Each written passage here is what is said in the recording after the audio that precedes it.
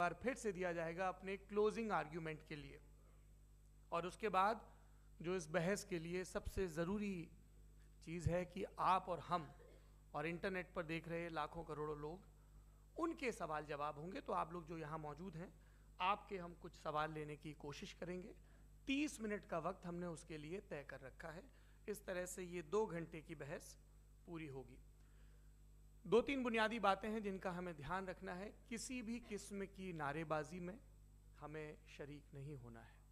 ये हल्ला गुल्ला नहीं है, क्योंकि पूरी दुनिया देख रही है। तो एक नज़ीर कायम करनी है, एक उदाहरण लोगों के सामने रखना है कि पढ़े लिखे लोग इत्तेफाकी और नाइत्तेफाकी रखते हुए भी, एक दूसरे से सहमति और असहमति रखते हुए भी बात कह सकते हैं। यहाँ पर मेरे JNU के प्रोफेसर बैठे हैं, पुरुषोत्तम अग्रवाल जी, जिन्होंने हमें क्लास में सिखाया है कि सहमति का साहस और असहमति का विवेक, और इसका ठीक उलट भी, ये बड़ा जरूरी है। दूसरी बात, ये किसी एक धर्म के बारे में बहस नहीं है। ये बात सबको स्पष्ट होनी चाहिए।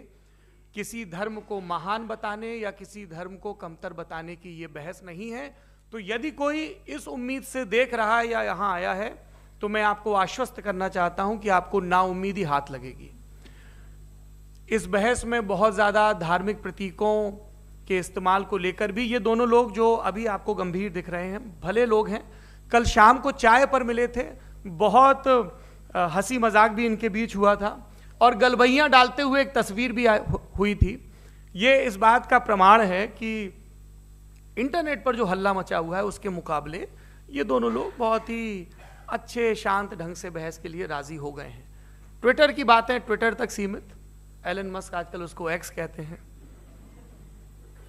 और अब इस बहस की शुरुआत मैं इन विद्वानों का, हालांकि इनको परिचय की जरूरत नहीं, पर हो सकता है, हमें पत्रकारिता में सिखाया जाता है कि नेवर अज्यूम, विज्ञान भी यही कहता है। मुफ्ती शमाइल नदवी साहब इस्लामिक विद्वान, शिक्षाविद हैं, कोलकाता के वाहियान फाउंडेशन के संस्थापक हैं, लखनऊ की प्रतिष्ठित दारुल उलूम नदवतुल उलमा से ग्रेजुएशन किया है, सोशल मीडिया और सार्वजनिक मंचों पर अध्यापन और बौद्धिक कामों में सक्रिय हैं और इस समय इंटरनेशनल इस्लामिक यूनिवर्सिटी मलेशिया से PhD कर रहे हैं। अच्छी बात यह है कि पढ़ाई के साथ साथ ट्रैवल ब्लॉग भी बनाते हैं। पेट्रोनस टावर के सामने का ब्लॉग हमने देखा। हमारे साथ जावेद अख्तर साहब हैं। जावेद अख्तर साहब कवि हैं, शायर हैं, गद्य भी लिखते हैं, फिल्मों के लिए संवाद लिखे हैं, गीत लिखे हैं। इससे इतर ये वैज्ञानिक सोच को लेकर या अपने डिक्लेयर्ड एथिज्म को लेकर भी मुखर रहते हैं और अपने तहीं रैशनैलिटी की बात करते हैं। देवियों और सज्जनों, डज गॉड एग्जिस्ट? इस सवाल का जवाब सब अपने अपने तहीं खोजने की कोशिश कर रहे हैं। कोई इसको गॉड डैम पार्टिकल की खोज बताता है, कोई गॉड पार्टिकल की खोज बताता है, कोई हिग्स बोसान की खोज बताता है, कोई ये सवाल जवाब तलाशने की कोशिश करता है कि मास एग्जिस्टेंस में आखिर आया कैसे, हुआ क्या था, सृष्टि के पहले, समय के पहले क्या था। और कोई ये कहता है कि ये सारी खोजें जिस मस्तिष्क में हो रही हैं प्रकृति के क्रम में, वो कैसे विकसित हुआ। मैं उम्मीद करता हूं कि हम आज इन बुनियादी सवालों के कुछ जवाब हासिल करने में कामयाब हों। मैं सबसे पहले मंच पर आमंत्रित कर रहा हूं मुफ्ती शमाइल नदवी साहब को। आइए सर। जी,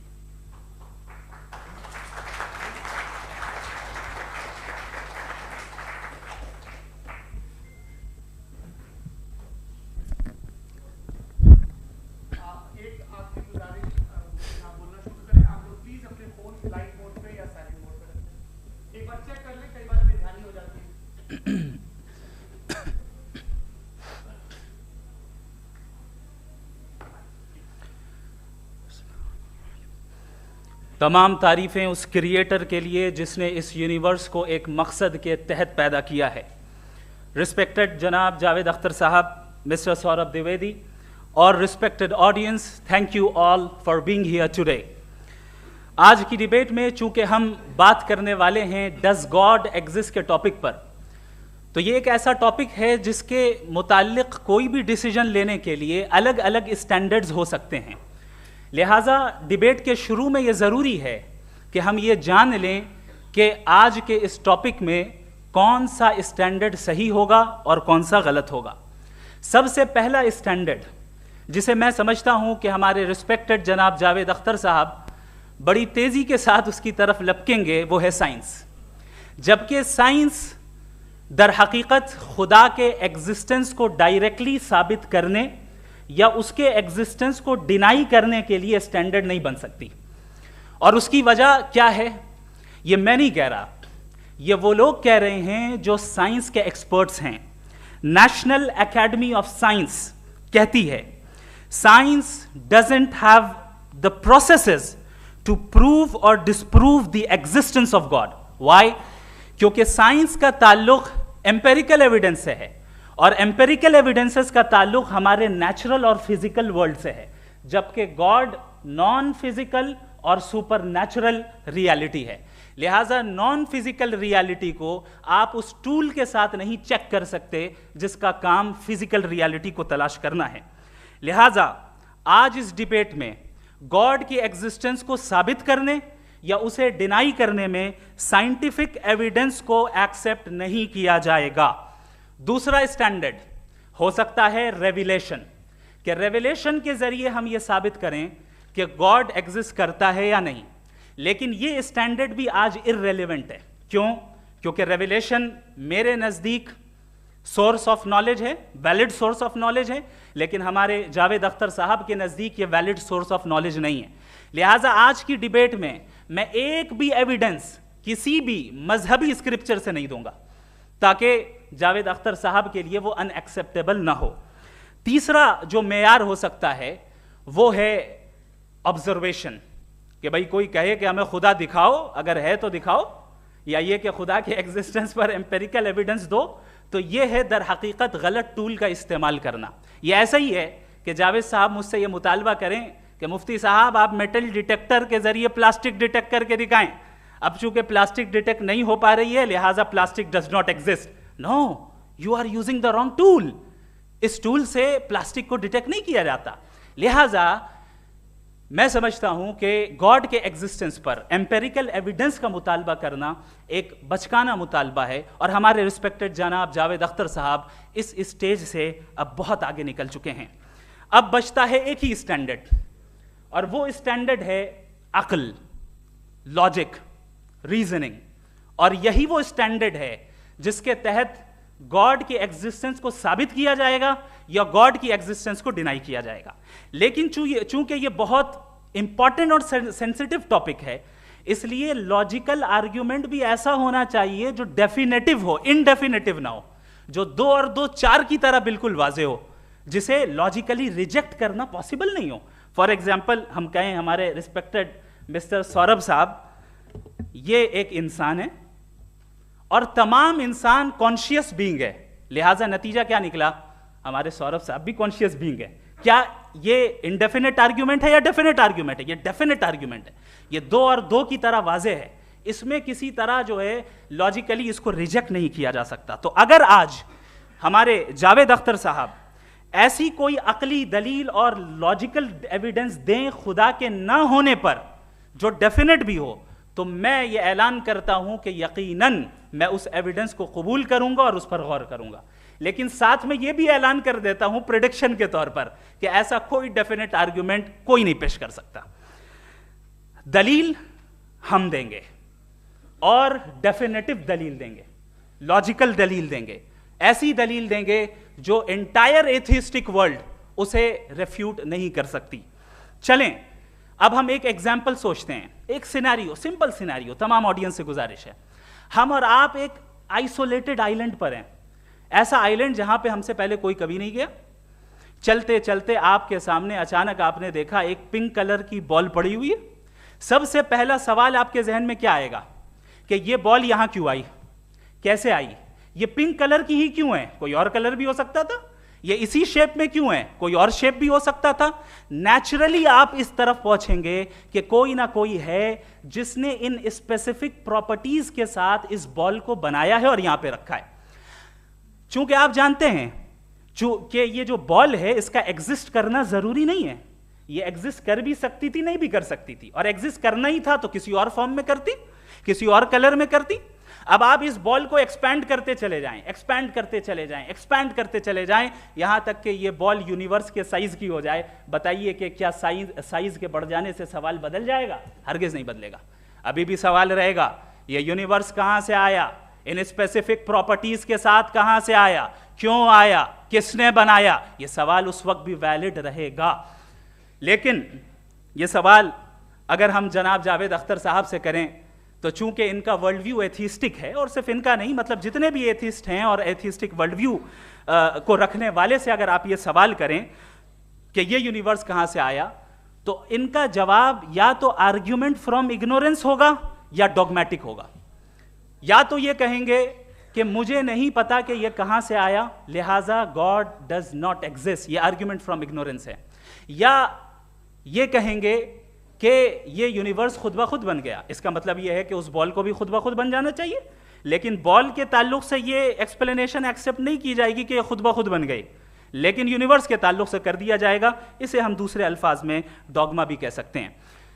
दूसरी चीज, हमारे जावेद अख्तर साहब जरूर गॉड ऑफ गैप्स की मिसाल भी जरूर देंगे, और मिसाल देंगे कि पहले ज़माने में बिजलियां कड़कती थी तो लोगों ने किसी एक खुदा की तरफ, और बारिश होती थी तो दूसरे खुदा की तरफ मंसूब कर दिया, उनके पास दलील नहीं थी। ये हमारा वर्ल्ड व्यू है ही नहीं, ये हमारा वर्ल्ड व्यू है ही नहीं, क्योंकि नेचुरल फिनोमेना के प्रोसेस की इंटरप्रिटेशन को जान लेने से ये कहां से साबित हो गया कि गॉड एग्जिस्ट नहीं करता है। इस पर मैं इंशाअल्लाह अभी आगे बात करूंगा। आप हजरात ये भी देखेंगे, और मैं ये एक्सपेक्ट करता हूं कि हमारे रिस्पेक्टेड जनाब जावेद अख्तर साहब जरूर इमोशनल आर्ग्यूमेंट्स भी देंगे, जो कि एक लॉजिकल फेलेसी है जब बात आती है ट्रुथ को डिसाइड करने में। क्यों? मिसाल के तौर पर वो कहेंगे कि अगर गॉड है तो ईविल क्यों एग्जिस्ट करता है, जबकि मैं कहता हूं ईविल का एग्जिस्ट करना गॉड के एग्जिस्ट करने की दलील है, उसके खिलाफ नहीं है। चूंकि अगर गॉड है तो हम सब उसके सामने अकाउंटेबल हैं, और अगर हम अकाउंटेबल हैं तो अकाउंटेबिलिटी के लिए ईविल का मौजूद होना जरूरी है, उसके बगैर हम अकाउंटेबल नहीं हो सकते। और अगर हम अकाउंटेबल नहीं हैं तो हम जनाब जावेद अख्तर साहब से पूछेंगे कि आप बताएं कि फिर सफरिंग इस दुनिया में क्यों है? अगर खुदा नहीं है तो सफरिंग क्यों है? और उन लोगों के जज्बे का क्या जिनके अंदर सफरिंग के बाद इंतकाम लेने का जज्बा पाया जाता है और वो इस दुनिया से ऐसे ही चले गए, क्या उनकी सारी तकलीफें बेकार चली जाएंगी? अब आ जाएं उसी एग्जाम्पल की तरफ कि बॉल, मुझसे अगर कोई पूछे इस बॉल को किसने बनाया और या इस एक्सपेंडेड बॉल को किसने बनाया, मैं कहूंगा कि चूंकि ये यूनिवर्स और इस यूनिवर्स की तमाम चीजें कॉन्टिंजेंट हैं। कॉन्टिंजेंट होने का मतलब ये होता है कि जो अपने एग्जिस्टेंस पे किसी के ऊपर डिपेंड करती हो, तो जाहिर है ये यूनिवर्स कॉन्टिंजेंट है। और अगर कोई चीज कॉन्टिंजेंट नहीं है तो मैं रिक्वेस्ट करूंगा कि मुझे दिखा दें कि कौन सी चीज यूनिवर्स में कॉन्टिंजेंट नहीं है, हम भी जरा गौर कर लें और हम भी देख लें। और जब कॉन्टिंजेंट चीजें मौजूद हैं तो फिलोसोफर्स की इस्तिलाह के मुताबिक, हम उस टर्मिनोलॉजी के मुताबिक हम उस जगह तक पहुंचते हैं और उस हस्ती तक पहुंचते हैं जिसे नेसेसरी बीइंग कहा जाता है, कि ये वो नेसेसरी बीइंग है जिसका मौजूद ना होना नामुमकिन हो। क्योंकि अगर ये मौजूद ना हो तो सारी चीजें एग्जिस्टेंस में आएंगी ही नहीं, और ये सारी कॉन्टिंजेंट चीजें उसी के ऊपर डिपेंड करती हैं। अब अगर आप ये सवाल करते हैं कि फिर उस हस्ती को किसने बनाया, फिर उसका कॉज क्या है, फिर उसका कॉज क्या है, फिर उसका कॉज क्या है, और एंडलेसली चले जाएं, इसे हम कहते हैं इन्फिनिट रिग्रेस ऑफ कॉजेज, जो कि लॉजिकल फेलेसी है। कॉन्सेप्चुअली इन्फिनिटी पॉसिबल है। मिसाल के तौर पे न्यूमेरिकल्स 1 2 3 गिनते चले जाएं, इन्फिनिट नंबर्स हैं। मैं कॉन्सेप्चुअली बात नहीं कर रहा, प्रैक्टिकली रियलिटी में साबित करके दिखाएं कि infinite regress of causes possible हैं या नहीं।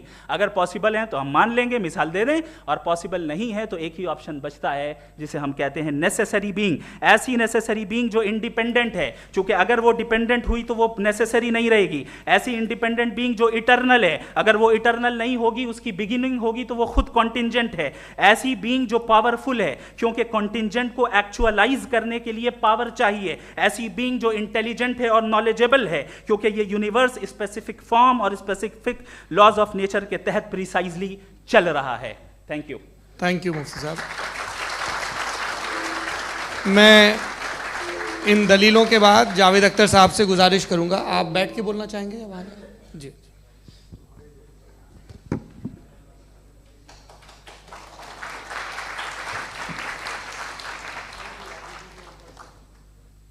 पहले तो मैं मुफ्ती साहब को एक अच्छी खबर देना चाहूँगा कि मेरी नॉलेज साइंस के बारे में बड़ी मामूली है, तो आप फिक्र ना करें उसकी, लेकिन कुछ कॉमन सेंस है मुझ में। देखिए, ये खुदा का तस्वुर कोई नया तस्वुर नहीं है, ये सदियों से रहा है।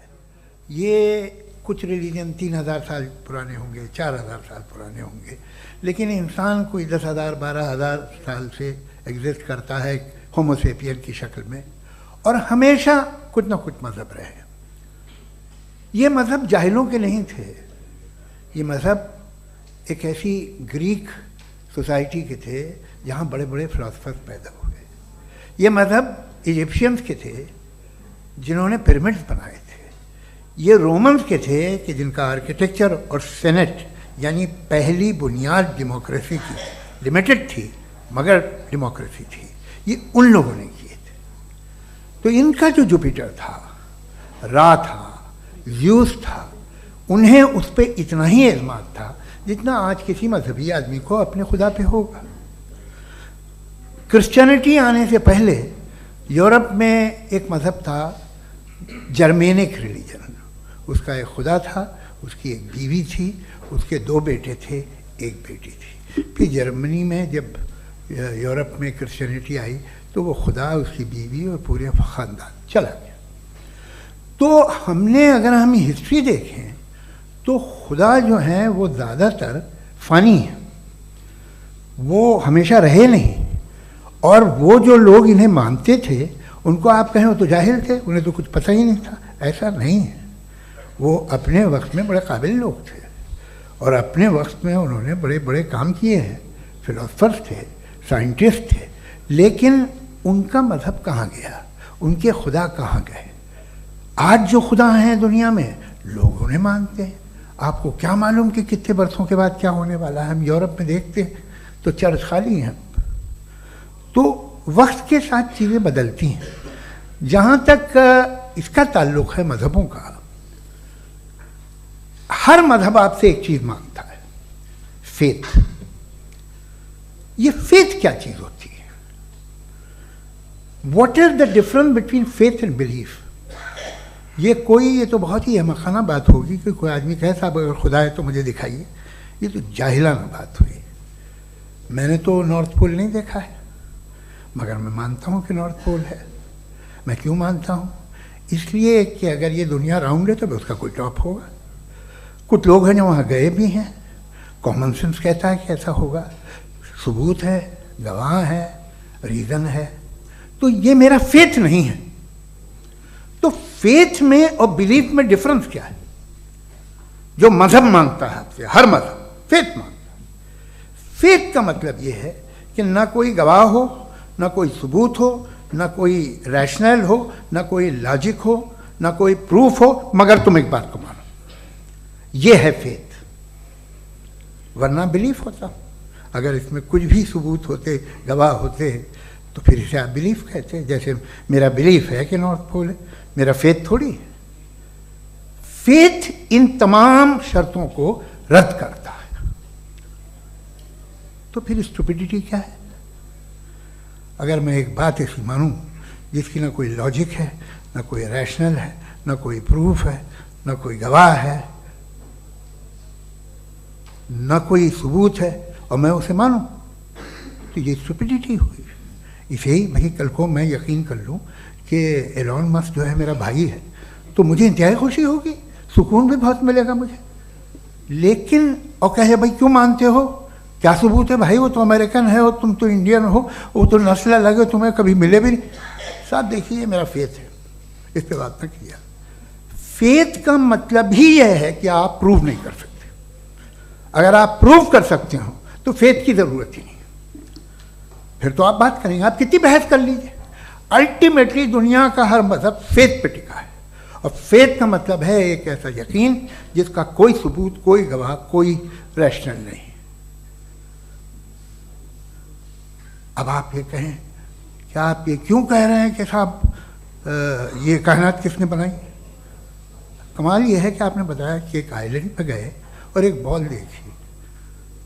आपने ये नहीं कहा कि आइलैंड किसने बनाया, आपको सिर्फ बॉल पे हैरत हुई। हमने आइलैंड पे हमने हैरत नहीं की, होते हैं आइलैंड। इसी तरह ये आइलैंड है, सितारे, ये गैलेक्सीज, ये सब आइलैंड हैं, खला में। हम उन्हें टेकन फॉर ग्रांटेड लेते हैं, हम पूछते नहीं कैसे बनाए। आपने जजीरे के बारे में भी नहीं पूछा है। मेरी पैदाइश कैसे हुई? क्या मैं प्लान्ड पैदा हुआ था? I was plan to be born, या एक लकी स्पर्म था जो किसी एग से चिपक गया? मेरी पैदाइश रैंडम। और इंसाफ जिसे आप कहते हैं, इंसाफ का तो नेचर से कोई वास्ता ही नहीं है। जो आप कहते हैं कि एक दिन इंसाफ मिलेगा, इंसाफ is a human concept, nature में कोई इंसाफ नहीं। अगर शेर हिरन को खा जाता है तो उसे कोई सजा नहीं मिलती। अगर एक आंधी आती है और हरे भरे पेड़ों को उखाड़ के फेंक देती है तो आंधियों की जेल नहीं होती है। नेचर में इंसाफ नहीं, इसलिए मुझे नेचर को इंसाफ की जरूरत भी नहीं। नेचर तमाम एक है। अब हम कहें कि साहब ये देखिए जो मैंने खाना खाया था ये मेरी आंख तो नहीं यूं कर दिया उसे, तो इसे सजा मिलनी नहीं, वो सिस्टम है, ऐसे ही चल रहा है। नेचर बगैर इंसाफ के है। इंसाफ इज अ ह्यूमन कॉन्सेप्ट। तो जो आपसे कहता है कि मैं तुम्हें इंसाफ दूंगा, वो इंसानी जहन की पैदावार है। ये नेचुरल है ही नहीं, ये आसमानी है ही नहीं। नेचर का तसव्वुर, इंसाफ का तसव्वुर। भाई आप साथ मिलते हैं, अब आप लेफ्ट हैंड ड्राइव कर लें, ये क्या है? तमाम सच, तमाम नेकी, तमाम शराफत लेफ्ट हैंड ड्राइव है। वरना क्या होगा, या तो आप क्रॉस कर देंगे, आपका एक्सीडेंट हो जाएगा, या आप किसी को मार देंगे, या ट्रैफिक जैम हो जाएगा। झूठ, बेईमानी, रिश्वतखोरी, ये तमाम जो है driving on the wrong side है। इसके ऊपर कुछ नहीं। ये तो हमने बनाया, जैसे हमने लेफ्ट हैंड ड्राइव बनाई है। ये कॉन्सेप्ट ऑफ इंसाफ जो है ये हमारा है, इसका नेचर से कोई वास्ता नहीं। शेर खा जाता है हिरन को, उसे जेल होती है क्या? कुछ भी नहीं, है ही नहीं। तो ये जो दुनिया के रिलीजन प्रॉमिस करते हैं आपसे इंसाफ, इसी से मालूम होता है कि ये मैन मेड है। ये तसव्वुर कहीं और का है ही नहीं। जो नेचर है, कुछ लोग कहते हैं नेचर ही खुदा है, तो नेचर में तो इंसाफ नहीं कहीं। और आप वादा कर रहे हैं कि तुम्हें मरने के बाद इंसाफ मिलेगा। मुझे अगर मिलेगा तो मैं बहुत खुश हूँगा, लेकिन मैं यकीन नहीं कर पाता हूँ, इसलिए कि मैं फेथ नहीं पैदा कर सकता। The very fact that religions demand faith, इसका मतलब है कि उनके पास जस्टिफिकेशन नहीं है। अच्छा था, फिर रिलीजन अगर मॉडरेशन में है, कोई सा भी नहीं, वो आप में कुछ खूबियाँ भी पैदा करता होगा। देखिए उससे ये फ़ायदा है, वो फ़ायदा है। अल्कोहल जो है वो ज़्यादातर दवाओं में यूज़ होती है, और एक सर्वे किया गया था अमेरिका में कि लॉन्जिटिविटी किन लोगों की है। तो एक तरफ वो लोग थे जो शराब पीते ही नहीं थे, और एक तरफ वो थे जो एक बोतल शराब रोज़ पीते थे। सबसे ज़्यादा लंबी उम्र उनकी है जो 2 पैक नाप के शराब पीते हैं और खाना खाते हैं। मगर हम शराब को बुरा समझते हैं, मैं भी बुरा समझता हूँ। क्यों? ऐसा होता नहीं। कुछ चीज़ों में आदत होती है कि वो बढ़ती है।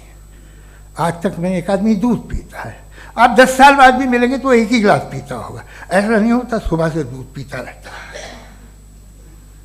मिल्कोहलिक मैंने नहीं देखे, अल्कोहलिक होते हैं। ये टेंडेंसी है मजहब की कि वो बढ़ता है, जैसे कैंसर बढ़ता है, जैसे शराब बढ़ती है। कुछ लोग होंगे जो उसे सही तरह से यूज़ करते हैं। मुझे यकीन है कि हमारे मुफ्ती साहब भी उनमें से एक, इनसे बहुत खुशी हुई मुझे इनसे मिलकर। लेकिन कितने लोग हैं कि आज आप देखते हैं दुनिया में जो तबाहियाँ हैं, इनमें कितना हाथ है उन लोगों का जो बिलीवर कहते था मजहब ये नहीं कहता, ना कहता होगा, मगर जब ये मजहब पीते हैं तो ऐसे बिहेव करते हैं।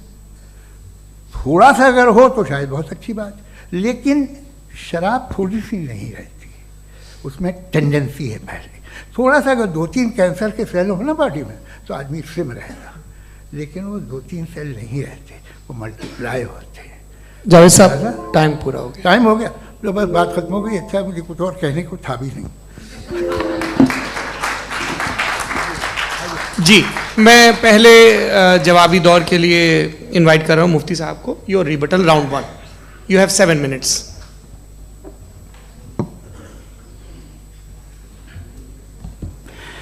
Thank you very much Javed साहब, आपकी बात को सुनकर बड़े महजूज हुए हम लोग। महजूज, do you understand? We enjoyed. Okay, अब थोड़ा सा लॉजिकली उसको हम लोग देखते हैं। दरअसल हम लोगों ने कल गुजारिश की थी मुफ्ती साहब से भी, जावेद साहब से भी, कि हिंदुस्तानी ज़बान आम फहम सबको समझ में आ जाए और जहाँ कहीं आप मुश्किल शब्द इस्तेमाल करें वहाँ बताते भी चलें। Thank you. तो सबसे पहले हमारे रिस्पेक्टेड जावेद साहब ने हवाला दिया कि खुदा फ़ानी है। कितने मजहब आगे चले गए, किसी ने जुपिटर को खुदा माना, किसी ने किसी को माना। मैं कहता हूँ जिसने कॉन्टिंजेंट चीज़ को खुदा माना, गलत माना, वो खुदा ही नहीं, वो खुदा ही नहीं है। हम तो नेसेसरी बीइंग को साबित करने बैठे हैं, वो नेसेसरी कॉज जो इटरनल है, जो अबदी भी है और अजली भी है। हम किसी और को साबित करने नहीं बैठे। दूसरी चीज उन्होंने कहा कि फेथ एंड बिलीफ, ये एक ऐसी डेफिनेशन है फेथ की जो इन्होंने पहली मर्तबा पेश की है, या माफ कीजिएगा इन्होंने पहली मर्तबा पेश नहीं की है, रिचर्ड डॉकिंस ने पहली मर्तबा पेश की है। मुझे मालूम है ये सोर्स कहां से है। एपिस्टेमोलॉजिकली फेथ और बिलीफ का फर्क आप इस तरह नहीं कर सकते सर। फेथ सही भी होता है, गलत भी होता है, बिलीफ सही भी होता है, गलत भी होता है। जो लॉजिक, रीजन और एविडेंस से बैक्ड होगा वो फेथ सही होगा। और आप जिस फेथ की बात कर रहे हैं कि इलॉजिकल है और उसके पीछे नहीं है, तो we are on the same page. हम नहीं मानते उस फेथ को, जो फेथ ऐसा हो जिसके पीछे कोई लॉजिक ना हो, एविडेंस ना हो, हम नहीं मानते। हम तो उस फेथ के कायल हैं जिसके पीछे लॉजिक हो और एविडेंस हो। तो बिलीफ सही भी होता है, गलत भी होता है, फेथ भी सही होता है और गलत भी होता है। तो आज फेथ और बिलीफ के डिफरेंस पे बात नहीं हो रही है। आज आप चाहे फेथ एक्सेप्ट कर लें या बिलीफ एक्सेप्ट कर लें, आज ये बात होगी कि ट्रूथ क्या है, चाहे ट्रू बिलीफ सही है या ट्रू फेथ सही है, और फॉल्स फेथ क्या है और फॉल्स बिलीफ क्या है, बात इस पे हो रही। दूसरी चीज इन्होंने पूछा स्टुपिडिटी फिर क्या है। अगर फेथ रिलीजन स्टुपिडिटी नहीं है तो और क्या है? चूंकि फेथ का मुतालबा करते हैं तो स्टुपिडिटी क्या है? मैं कहता हूं स्टुपिडिटी एथिज्म है। उसकी वजह यह है कि आप एक सड़क पे जा रहे हो और आप किसी गार्डन में जाएं और देखें वहां लिखा है फूलों के साथ I love Javed Akhtar, and I really do, I love you sir. So जब आप वहां पर पहुंचे तो वहां पहुंचकर अब ये बताएं, क्या आप ये कहेंगे वाह व्हाट अ नेचुरल सिलेक्शन? ये क्या नेचुरल सिलेक्शन है? नहीं, ये प्रिसाइजली डिजाइंड है, इसके पीछे डिजाइनर है। लिहाजा अगर कोई एक ऐसी कॉमन सेंस की बात को कबूल नहीं कर रहा है कि यूनिवर्स जो इतने प्रिसाइजली काम कर रहा है, हम कह दें कि खुद ब खुद बन गई, मैं समझता हूं इससे बड़ी स्टुपिडिटी और कुछ नहीं है। ये इर्रेशनल चीज है। फिर हमारे सर ने कहा कि आपने बॉल पे फोकस किया, आइलैंड पे फोकस नहीं किया। अरे आइलैंड को किसने बनाया यही समझाने के लिए तो बॉल की मिसाल दे रहा हूं। और बॉल भी कॉन्टिंजेंट है, आइलैंड भी कॉन्टिंजेंट है, दोनों नेसेसरी बीइंग का मुतालबा करते हैं। आगे इन्होंने कहा कि नेचर में कोई इंसाफ नहीं है। हम डिसाइड करते हैं कि मोरालिटी क्या होती है, इंसाफ क्या होता है। हम डिसाइड करते हैं, जैसे ड्राइविंग सीट में ट्रैफिक वाला, ये तो किसी खुदा ने नहीं कहा, ये है, इसे कहते हैं फॉल्स इक्विवेलेंस। ये एक लॉजिकल फेलेसी है। आपने जो है मिसाल दी ड्राइविंग की और ट्रैफिक की, ये सब्जेक्टिव मोरालिटी है। आप सब्जेक्टिव मोरालिटी को मिसाल बनाकर ऑब्जेक्टिव मोरालिटी के ऊपर नहीं थोप सकते। इंसाफ की ऑब्जेक्टिव मोरालिटी है। अगर आप ये कहते हैं कि नेचर में इंसाफ नहीं है तो इंसाफ का न होना ये नेचुरल हुआ, तो फिर नेचर को नेचर रहने दे, क्यों हम इतना स्ट्राइव कर रहे हैं दुनिया में इंसाफ लाने के लिए? ये तो इलॉजिकल बात है, इर्रेशनल बात है।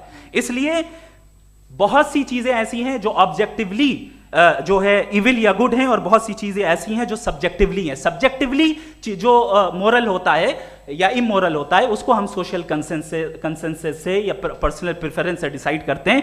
लेकिन जो ऑब्जेक्टिव मोरालिटी है जिसमें इंसाफ आया, जो इन्होंने बार बार रिपीट किया, ये ऑब्जेक्टिव है, सब्जेक्टिव नहीं है। अगर आप कहते हैं ये सब्जेक्टिव है तो मेरा सवाल आपसे ये है, क्या सोशल कंसेंसस के जरिए अगर जुल्म को सही करार दे दिया जाएगा तो आप जुल्म को जस्टिफाई करेंगे?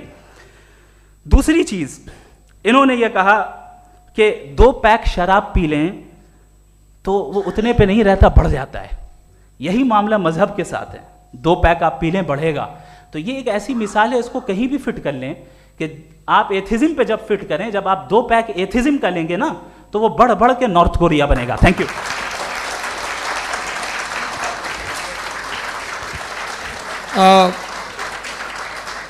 फर्स्ट राउंड के रिबटल के लिए मैं जावेद साहब को इनवाइट कर रहा हूं। आपके पास 7 मिनट का वक्त है, रीसेट कर दीजिएगा प्लीज। मुझे इस बात की खुशी है कि मुफ्ती साहब ने भी मान लिया कि नेचर में कोई इंसाफ नहीं है। तो कोई भी चीज़ जो इंसान ने नहीं बनाई है उसमें इंसाफ नहीं होता है। एक बात मैं आपसे अर्ज़ करूँ, जरा पता लगा लीजिएगा, ये जो आप बाग में जाते हैं बेहद खूबसूरत फूल देखते हैं ना, इनमें से कोई नेचुरल नहीं है। ये सारे फूल क्रॉस करके बनाए गए हैं। जो जंगल में फूल होते हैं नहायत मामूली होते हैं, ये फूल इंसानों ने बनाए हैं। जो आप बाग में देख के वाह वाह कहते हैं, ये इंसानों के बनाए हुए हैं। डिफरेंट फूलों को क्रॉस करके, डेवलप करके, फिर क्रॉस करके इस तरह से बनाए गए। नेचुरल फ्लावर नहीं। किसी जंगल वीरान में जाके आप गुलाब के फूल नहीं देखेंगे। ये सब बनाए हुए इंसान ने, बहुत से काम इंसान ने किए हैं। बाकी है कि आपने मेरी एक बात का जवाब नहीं दिया, जिससे मुझे शिकायत है कि फेथ क्या है और आप फेथ मांगते क्यों हैं मुझसे। आप तो लॉजिकल हैं, आपके पास तो सारे रैशनल्स हैं, आपके पास सारे सबूत हैं, तो आपको फेथ की डिमांड क्यों करते हैं कि भाई तुम सरेंडर कर दो और सवाल मत करो। कोई मजहब सारे सवाल करने की इजाज़त नहीं देता है और मना करता है कि ज़्यादा सवाल ना करो, बहक जाओगे तुम। आप क्यों रोकते हैं? हकीकत यह है कि इंसानी तारीख क्या है। इंसानी तारीख ये है कि दुनिया में 2 तरह के लोग हुए हैं। एक वो जिन्होंने अपनी लाइल्मी की परस्तिश की है, दूसरे वो जिन्होंने अपनी इग्नोरेंस या लाइल्मी से झगड़ा किया है और मालूम किया है कि क्या है। ये जो आप कह रहे हैं, आज आप हैरान हैं कि भाई ये यूनिवर्स कैसे बनी। लोग हैरान थे कि सूरज डूबता है तो इधर से कैसे निकलता। और आप एक कदम जाके हमेशा का मानने को तैयार है, एक कदम पीछे ही मान जाइए। भाई आप इसके बाद जाते हो, कहते सवाल ना करना कि ये कहाँ से आया, ये पावर तो हमेशा से हमेशा रहेगी। तो आप यूनिवर्स के बारे में मानने में क्या तकलीफ है? एक कदम पहले रुक जाइए, ये हमेशा से थी या नहीं थी हमें मालूम नहीं है। और ये कहना कि हमें मालूम नहीं है, कमाल ये है कि दुनिया के सारे मजहब सब जानते हैं ये दुनिया कैसे बनी थी, कैसे मिटेगी, मरने के बाद क्या होगा, इनको सब इल्म है। इनको किसी को डायनासोर होते थे पहले ये नहीं पता था, किसी को नहीं पता। किसी भी दुनिया की मजहबी किताब में डायनासोर का जिक्र नहीं है। लेकिन बाकी सब बातें, how to make universe in 4 easy lessons and बाकी सब पता है। जिसको सब पता है वो गड़बड़ है। हम में ये इनकिसार, ये ह्यूमिलिटी होनी चाहिए कि हम ये कहें कि हमें ये बहुत सारी बातें नहीं मालूम, लेकिन हम उनकी परस्तिश ना करें, अपनी लाइल्मी को की परस्तिश ना करें, हम उसे पता लगाने की कोशिश करें। जिस दुनिया में आप बैठे हैं सर, ये हॉल जो है, ये इलेक्ट्रिसिटी जो है, ये माइक जो है, जिस हवाई जहाज से आप आए थे, वो जिस कार से आप यहाँ आए हैं, ये सब उन लोगों की बनाई हुई है जिन्होंने सवाल किए थे। ये दुनिया जिसमें आप आज आराम से हैं, ये उन लोगों की बनाई है कि जिन्होंने सवाल किए थे। और हर स्टेज पे इन सवालों को मकरूह कहा गया था, गलत कहा गया था। आप ज़रा तारीख पढ़िए, एक बड़ी दिलचस्प किताब है बर्ट्रैंड रसेल की, जिसमें उसने रिलीजन एंड साइंस कि कब से रिलीजन जो है साइंस के अगेंस्ट है। और हद तो यह है कि भाप के इंजन के खिलाफ थे, स्टीम इंजन के भी खिलाफ थे, और फतवे हुए उन पर, वेटिकन ने दिए। तो ये हमेशा, अभी जैसे ही ये राइट विंगर आते हैं अमेरिका में पावर में, तो वो जो अपना ये क्या बोलते हैं उसे, सीड क्या बोलते हैं, सीड क्या जो, हाँ नहीं सीड जो होते हैं जिन पे जी नहीं भाई, वो जो ह्यूमन बॉडी के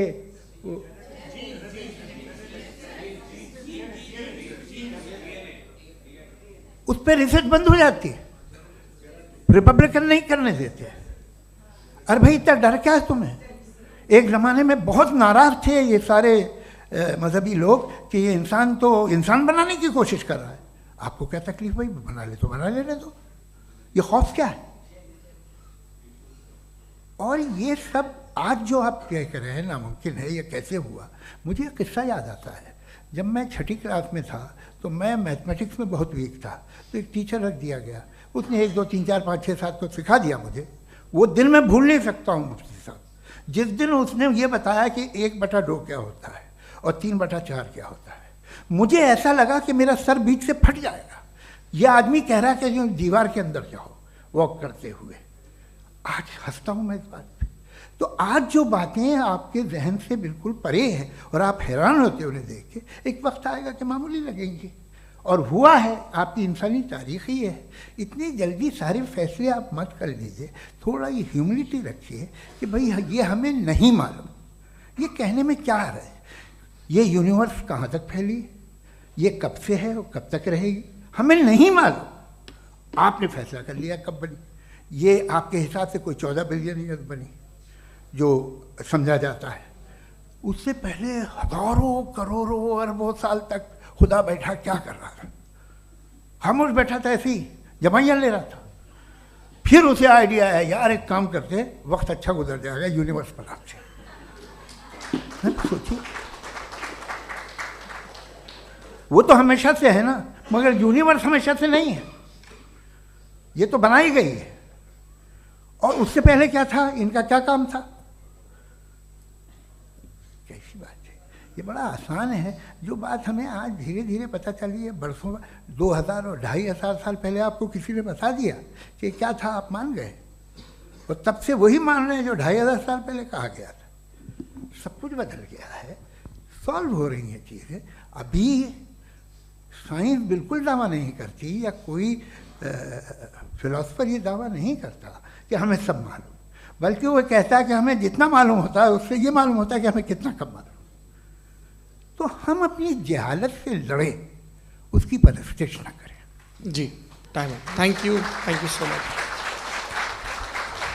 मैं तर्कों की श्रृंखला में राउंड 2 के लिए मुफ्ती साहब को आमंत्रित कर रहा हूँ। आपके पास एक बार फिर से 7 मिनट का वक्त है।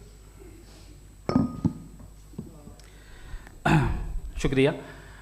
जनाब जावेद अख्तर साहब कई मर्तबा दोहरा रहे हैं कि फ़ेथ का मतलब बताइए, फ़ेथ का मतलब बताइए। मैंने बता दिया, फ़ेथ सही भी होता है, गलत भी होता है। और आज हम फ़ेथ पे बात नहीं कर रहे, हम ट्रुथ और डज गॉड एग्जिस्ट पे बात कर रहे हैं।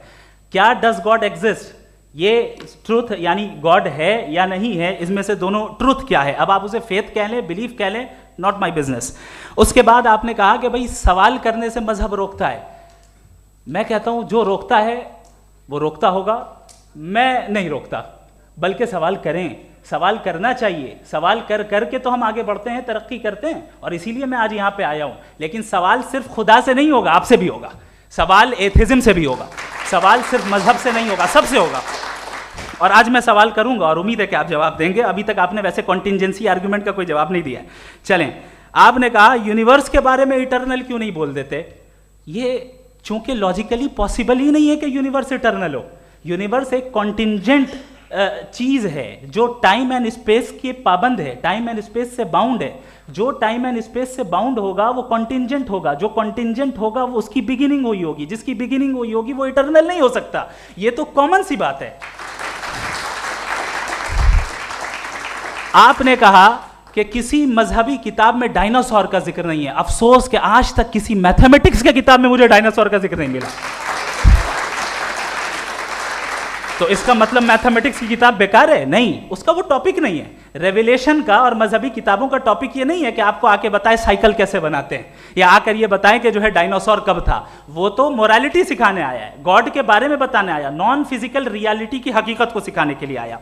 रिलीजियन साइंस को रोकता है? नहीं रोकता। अगर रोकता है तो गलत करता है। रिलीजियन साइंटिज्म को रोकता है, जिसमें हमारे जावेद साहब मुब्तला हैं। साइंस और साइंटिज्म में फर्क है। साइंटिज्म यह है कि आप समझें कि साइंस और साइंटिफिक मेथोडोलॉजी ये नॉलेज को हासिल करने का वाहिद सोर्स ऑफ नॉलेज है। यह है साइंटिज्म। हम इसे रिजेक्ट करते हैं। हम साइंस को तो तरक्की करते हैं, भाई आप हमारी पूरी तारीख कर लें, पढ़ लें तो आपको पता चल जाएगा। बहरहाल ये अलग टॉपिक है। उसके बाद इन्होंने एक लफ्ज़ कहा, वेटिकन ने फतवा दिया। वेटिकन का फतवे से कोई ताल्लुक नहीं है, दोनों कॉन्ट्राडिक्टरी अल्फाज हैं। उसके बाद उन्होंने कहा कि भाई हमें नहीं मालूम। अगर नहीं मालूम तो क्लियरली कह देना कि नहीं मालूम है, इसमें क्या हरज है। तो वही तो मैं कह रहा हूं ना कि आप कह दें कि नहीं मालूम, लेकिन क्लेम क्यों कर रहे हैं कि गॉड एग्जिस्ट नहीं कर रहा है? आप कह दें नहीं मालूम है, हो सकता है हो सकता ना हो, लेकिन आप क्लेम कर रहे हैं। The moment you say God does not exist, this is a claim, and now the burden of proof is upon you too, जैसे हमारे ऊपर है। और क्यों है मैं बताता हूं, क्यों है ये भी मैं बताता हूं। फिलोसॉफिकली जो क्लेम होता है ना, सिर्फ ये नहीं होता कि इंसान कहे पॉजिटिव क्लेम करे और नेगेटिव क्लेम करे तो बर्डन ऑफ प्रूफ नहीं है। आप मिसाल के तौर पे मैं कहूं कि फुला उस कमरे में कोई नहीं है, मैंने एक नॉलेज का क्लेम किया है। उस कमरे में कोई नहीं है, मैंने एक नॉलेज का क्लेम किया। या तो मैं कहूं मुझे नहीं पता, हो भी सकता है नहीं भी हो सकता है, this is not a claim. लेकिन जब मैं कह रहा हूं कि वहां कोई नहीं है या मैं कह रहा हूं वहां कोई है, दोनों क्लेम है और दोनों के ऊपर बर्डन ऑफ प्रूफ है। हमारे ऊपर भी बर्डन ऑफ प्रूफ है, मैंने कंटिजेंसी आर्ग्यूमेंट दिया, इसे तोड़कर दिखाइए। आखिरी चीज, इन्होंने कहा कि खुदा दुनिया बनाने से पहले 150 साल पहले या करोड़ों साल पहले क्या कर रहा था। अरे हजरत, चलें बहरहाल मैं जवाब दे देता हूं, आप हमारे रिस्पेक्टेड पर्सनालिटी हैं, अगर आप नहीं होते तो मैं ऐसे एंटरटेन ही नहीं करता। टाइम, ये 100 साल पहले या 100 साल बाद, पहले बाद में अभी, ये वो अल्फाज हैं जिनका ताल्लुक टाइम से है। टाइम शुरू ही हुआ है यूनिवर्स की बिगिनिंग के बाद, तो उसके पहले खुदा क्या कर रहा था? सवाल इलॉजिकल है, ये फेलेसी है।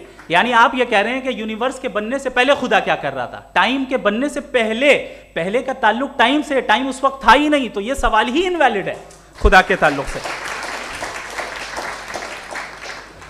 दूसरी चीज, आर्ग्यूमेंट ऑफ कंटिजेंसी जो मैंने आपके सामने पेश की है, आपने बार बार ये प्रूफ किया और ये कह रहे हैं कि गॉड ऑफ गैप्स।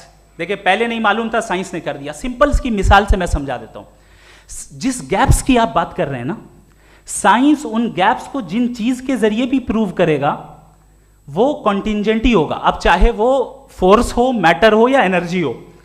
लिहाजा सवाल हमारा उस वक्त भी वैलिड होगा जब तक कि आप नेसेसरी बीइंग पे ना आ जाएं, और इन्फिनिट रिग्रेस पॉसिबल नहीं है of causes in practical world, तो जाहिर है कहीं रुकना पड़ेगा, जहां रुकेंगे वही खुदा है।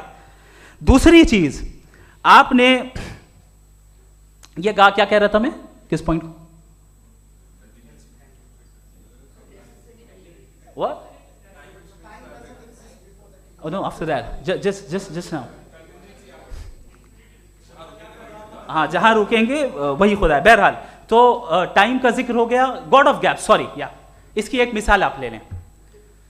एक कार है, एक साहब ने देखा कि भाई कार जो है उसके व्हील्स कितने अच्छे लगे हुए हैं, सही जगह पे, स्टीयरिंग जो है कितने अच्छे जगह पे लगी हुई है, और सीट्स कितने वेल डिजाइंड है, कितनी प्रिसाइजली ये कार काम कर रही है, तो जरूर कोई ना कोई इसे क्रिएट किया है, किसी ने क्रिएट किया है। अब जावेद साहब आए और कहे, अरे जनाब बोनेट खोलिए, इसमें इंजन है, इंजन इस कार को चला रहा है, hence prove no one has created the car. This is illogical, this is irrational. आपने इंजन के जरिए उस गैप को तो साबित किया, लेकिन क्या उससे कार की जो क्रिएशन है और उसका जो क्रिएटर है ये इम्पॉसिबल हो जाए? ऐसा पॉसिबल है?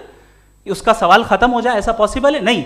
आपने गैप्स को फिल करके, कॉन्टिंजेंट चीजों से गैप्स को फिल करके हमारे ऑब्जर्वेशन को और ब्रॉड कर दिया।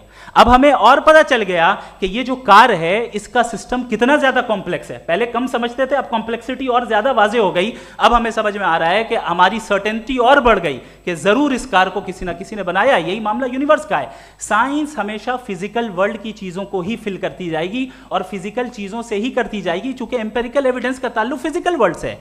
आप साइंस के जरिए मेटाफिजिकल रियलिटी को कभी साबित नहीं कर सकते। ये रॉन्ग टूल का इस्तेमाल करना है। ये वही काम है कि आप मेटल डिटेक्टर से प्लास्टिक डिटेक्टर करने चलें, जो कि जाहिर है सही नहीं है। Thank you.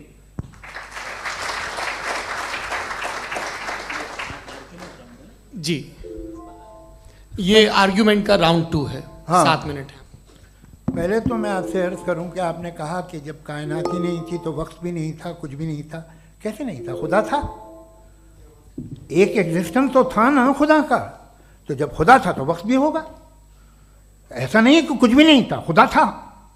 अच्छा, बाकी एक आपने कहा साहब आप साबित कीजिए, आपके पास भी लॉजिक है या मेरे पास भी लॉजिक है। आप मेरा जिम्मेदारी नहीं है साबित करना कि खुदा है। बर्टन रसल ने बड़ी अच्छी बात कही, बर्टन रसल ने बड़ी अच्छी बात कही। मैं आपसे अगर ये दावा करूं कि एक चाय की केतली मरीख के चारों तरफ घूम रही है, मार्स के चारों तरफ, तो ये आपका काम नहीं है कि आप साबित करें कि कोई चाय की केतली नहीं है। ये मेरा काम है, मैंने दावा किया है। ये दावा तो मजहबी लोग करते हैं कि खुदा है, मैं क्यों साबित करूं कि नहीं है? जब तक आप मुझे कन्विंस नहीं कर देंगे मैं नहीं मानूंगा। आपकी जिम्मेदारी है, मेरी जिम्मेदारी नहीं है। दोयम ये कि ये जो आप कह रहे हैं, जो गैप्स हैं, ये गैप जब जब किसी मजहब को चैलेंज करते हैं, जब ऐसा कोई बात आती है तो हंगामा हो जाता है कि जब वो चैलेंज करें किसी फेथ को। ये तमाम साइंस जो है इसे मुख्तलिफ जगहों पे मुख्तलिफ वक्तों में मजहब ने रोकने की कोशिश की है। ये किताब है religion and science, Burton Russell की, पढ़िएगा, अच्छी लगेगी आपको। तारीख ही है साइंस, मजहब की साइंस से उसका यही रिश्ता है।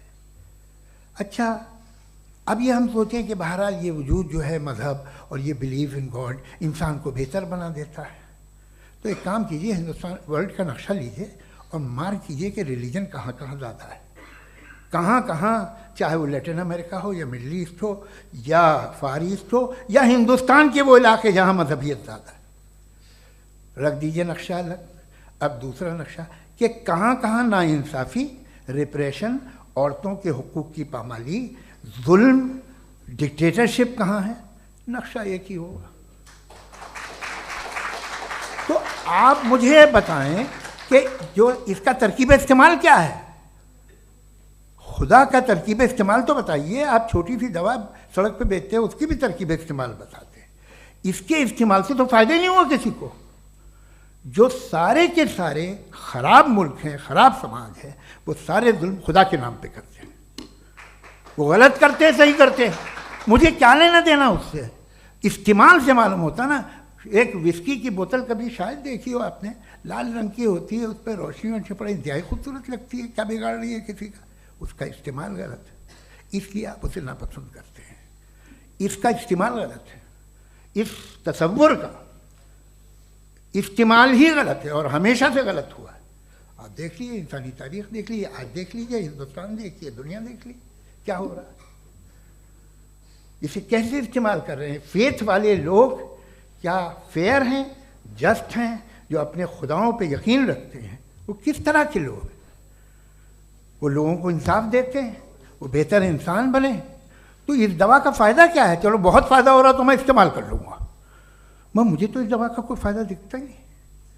मुझे तो ऐसा लगता, मैं एक और बात बताऊँ, अगर कोई आदमी मजहबी है और अच्छा आदमी है तो मैं उसकी बहुत इज्जत करता हूँ, इसलिए कि मेरा ख्याल है मजहबी आदमी का अच्छा होना मुझसे अच्छा होने से ज़्यादा मुश्किल है।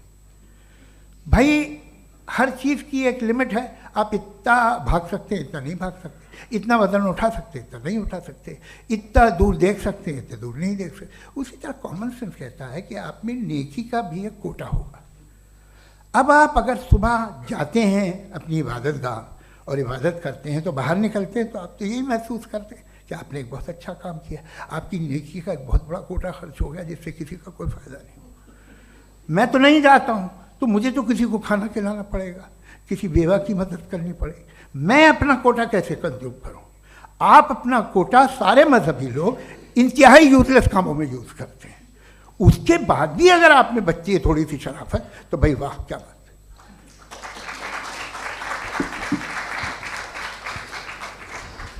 एक तो मुझे ये बात बहुत अच्छी लग रही है कि दोनों ही विद्वान समय को मानते हैं और बहुत समय से अपनी दलीलें और बाज़ दफ़ा समय से पहले अपनी तकरीरें पूरी करके अपनी अपनी कुर्सी पर बैठ रहे हैं। ये इस आर्ग्यूमेंट का राउंड 2 पूरा हुआ। अब रिबटल का राउंड 2 है और उसके बाद क्रॉस एग्जामिनेशन होगा। नहीं, आपका आर्ग्यूमेंट हो गया सर। हमारे यहाँ स्कूल के सिलेबस में पंच परमेश्वर कहानी पढ़ाई जाती है, प्रेमचंद जी की लिखी हुई। आप निश्चिंत रहिए, आपके कोई राउंड में मिस नहीं होने दूंगा। रिबटल का राउंड 2 मुफ्ती शमाइल नदवी साहब।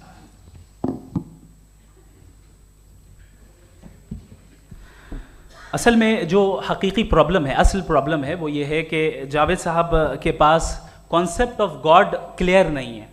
इन्होंने कहा कि कायनात से पहले खुदा तो था, तब भी तो टाइम होगा। ये टाइम कायनात का हिस्सा है। हम खुदा, उस खुदा को मानते हैं, नेसेसरी बीइंग का टाइमलेस होना जरूरी है, चूंकि वो टाइम का क्रिएटर है।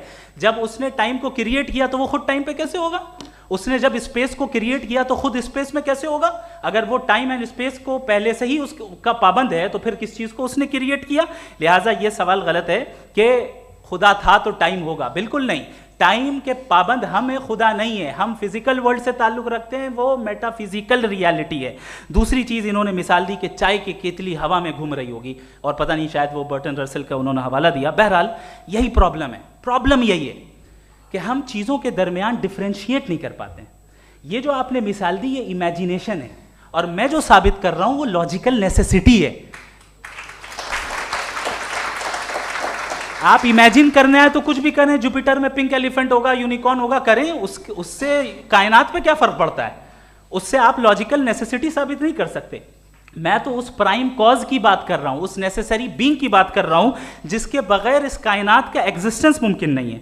दूसरी चीज, मजहब को साइंस चैलेंज करती है वगैरह वगैरह, ये हमारा टॉपिक ही नहीं है। मैं इस पे बात करूंगा तो फिर मेरा वक्त चला जाएगा। मजहब के ऊपर चूंकि हमारी डिस्कशन नहीं है, साइंस को मजहब और बिलखुसूस मैं और हमारा वर्ल्ड व्यू कम अज कम साइंस को पीछे नहीं करता है, साइंटिज्म की मजम्मत करता है। इसकी वजाहत मैंने पहले कर दी। दूसरी चीज इन्होंने कहा वर्ल्ड का नक्शा लीजिए, वर्ल्ड मैप लीजिए, दो अलग अलग जगह की। हजरत मैंने ये होमवर्क किया था, और मैंने मिडिल ईस्ट का एक नक्शा लिया और यूरोप का एक नक्शा लिया। ये मजहबी इलाका और ये लिबरल और एथीस्ट इलाका। मुझे पता चला कि सबसे ज्यादा रेप केसेस जो हैं वहां पर है।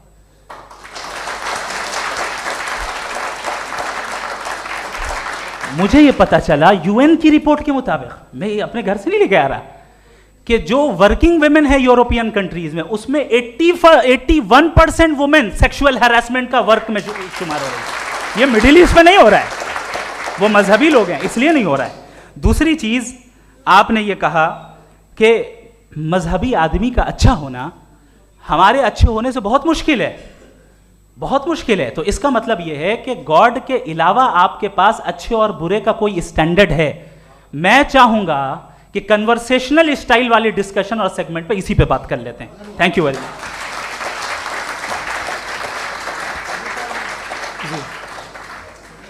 ये रिबटल का राउंड 2 है। आपके पास 5 मिनट का वक्त है, और इसके बाद क्रॉस एग्जामिनेशन शुरू करेंगे। आप चाहें तो जो इन्होंने सवाल पूछे उनके जवाब आप रिबटल में भी दे सकते हैं। जी जी, देखिए, पहले तो ये बात कि ये मिसाल गलत नहीं है, गलत है। इन्होंने पहले ही हमको डिसार्म कर दिया। कह लिया अकल से मामला सॉल्व नहीं हो सकता, लॉजिक से आप पहुंच नहीं सकते। ये एक मेटाफिजिकल चीज़ है। मेटाफिजिकल अजीब सा लफ्ज़ है, ठीक से किसी को माने नहीं मालूम इसके, तो ऐसा लगता है कुछ बड़ी चीज़ है। अरे भाई, क्या होता है मेटाफिजिकल, बताओ, खड़ी हो। ये एक लफ्ज़ है जो कहीं भी इस्तेमाल हो जाता है। जब आप एक बात कर रहे हैं और आप मुझसे बहस कर रहे हैं तो मुझे मेटाफिजिकल मत बताइए, आप लॉजिकली मुझे प्रूफ किए। और अगर लॉजिकली आप नहीं बात करते साहब ये मेटाफिजिकल है, तो फिर हम आप बात क्या कर रहे हैं? मेरा आपका किस ज़बान में कॉन्वर्सेशन होगा? और ये कहना कि वक्त पहले नहीं था, तो फिर क्यों कहते हैं ये हमेशा से और हमेशा रहेगा? हमेशा वक्त है, तो आप कैसे कहते हैं वो हमेशा से है और हमेशा रहेगा? हमेशा का मतलब है कोई वक्त, अगर वक्त ही नहीं है तो हमेशा कैसे? बाहर वो रहेगा। अब मैं ये देखता हूँ, आपने कहा ना कि वहाँ रेप ज़्यादा होते हैं, तो हम एक बात देखते हैं कि ये दुनिया जिस पे वो कादर मुतलक है, जिसकी मर्ज़ी के बगैर पत्ता भी नहीं हिलता, ओमनीपोटेंट है, ये दुनिया चल कैसे रही है? और इस दुनिया का हाल क्या है? 45,000 बच्चे जो 10 साल की उम्र से कम थे वो गाजा में मरे। भूख से काला हांडी में बच्चे मरते हैं और डिप्थेरिया से मरते हैं। डिप्थेरिया अजीब मर्ज है, गले में जाली बनना शुरू होती है, बच्चा नीला हो जाता है, गरीब का बच्चा, इसलिए कि उपास इलाज में। ये कादर मुतलक है, जो चाहे कर दे। इससे आप दुआएं मांगते हैं हमारी ये काम कर दे वो कर दे, तो इसका मतलब डे टू डे लाइफ में वो इंटरफेयर करता है और ये देख रहा है वो। अगर वो वाकई भी है फॉर डिस्कशन सेक, तो मैं जब दुनिया देखता हूँ तो मेरे दिल में उसके लिए कोई इज्जत नहीं पैदा होती। ये क्या कर रहे हो तुम पूरे ऑल पावरफुल हो, ओमनीपोटेंट हो, ओमनी प्रेजेंट हो। तुम तो वहाँ गादा में रहे होगे ना, तुम हर जगह हो। तुम देख रहे थे कि बच्चे की कैसे धज्जियाँ उड़ रही, तुम देख रहे थे, और तुम चाहते हो मैं तुम्हारी परस्तिश करूँगा, तुम हो भी। अरे यार, इसके अच्छे तो हमारे चीफ प्राइम मिनिस्टर हैं, कुछ तो ख्याल करते हैं। कमाल है, आप किसकी इबादत कर रहे हैं? अगर वो है भी, ये दुनिया नाइंसाफी से, जुल्म से, जबर से, तशद्दुद से भरी हुई। और आप ये मत कहिएगा कि वो देख रहा है और वो बताएगा एक दिन। अगर वो देख रहा है और इंटरफेयर नहीं करता तो आप दुआ क्यों मांगते? आप कहते हैं मेरा ये काम करा दे, इसके मतलब है वो दखल दे सकता है, वो आपको नौकरी दिलवा सकता है, भले दूसरे आदमी को न मिले, मगर आपका काम कर देगा चूंकि आपने दुआ मांगी है। तो जब वो आपको नौकरी दिला सकता है, लड़की की शादी कर सकता है, बेटे को ग्रीन कार्ड दिलवा सकता है, तो कम से कम ये जो मर रहे हैं बच्चे, इनको रोक दे, कुछ तो करे। मुझे तो दुनिया में, इस दुनिया का कोई मालिक है, इसका ओमनीपोटेंट कोई रूलर है, और ये दुनिया ऐसी चल रही है। मैं तो चाहूँगा कि भाई ना हो, अगर हो तो बड़ी शर्मिंदगी की बात है। शुक्रिया।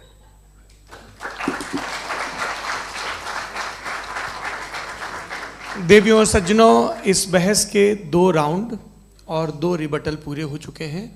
अब सबसे ज़रूरी और सबसे मुश्किल राउंड शुरू हो रहा है, क्रॉस एग्जामिनेशन का। अब इन विद्वानों की सज्जनता की एक परख भी होगी, और वक्त हमने 16 मिनट का तय किया है। पहला सवाल आप पूछना चाहेंगे? जी बिल्कुल। पहले बोले भी आप। आप माइक ले लीजिएगा हाथ में, ये नीचे से ऑन कीजिए।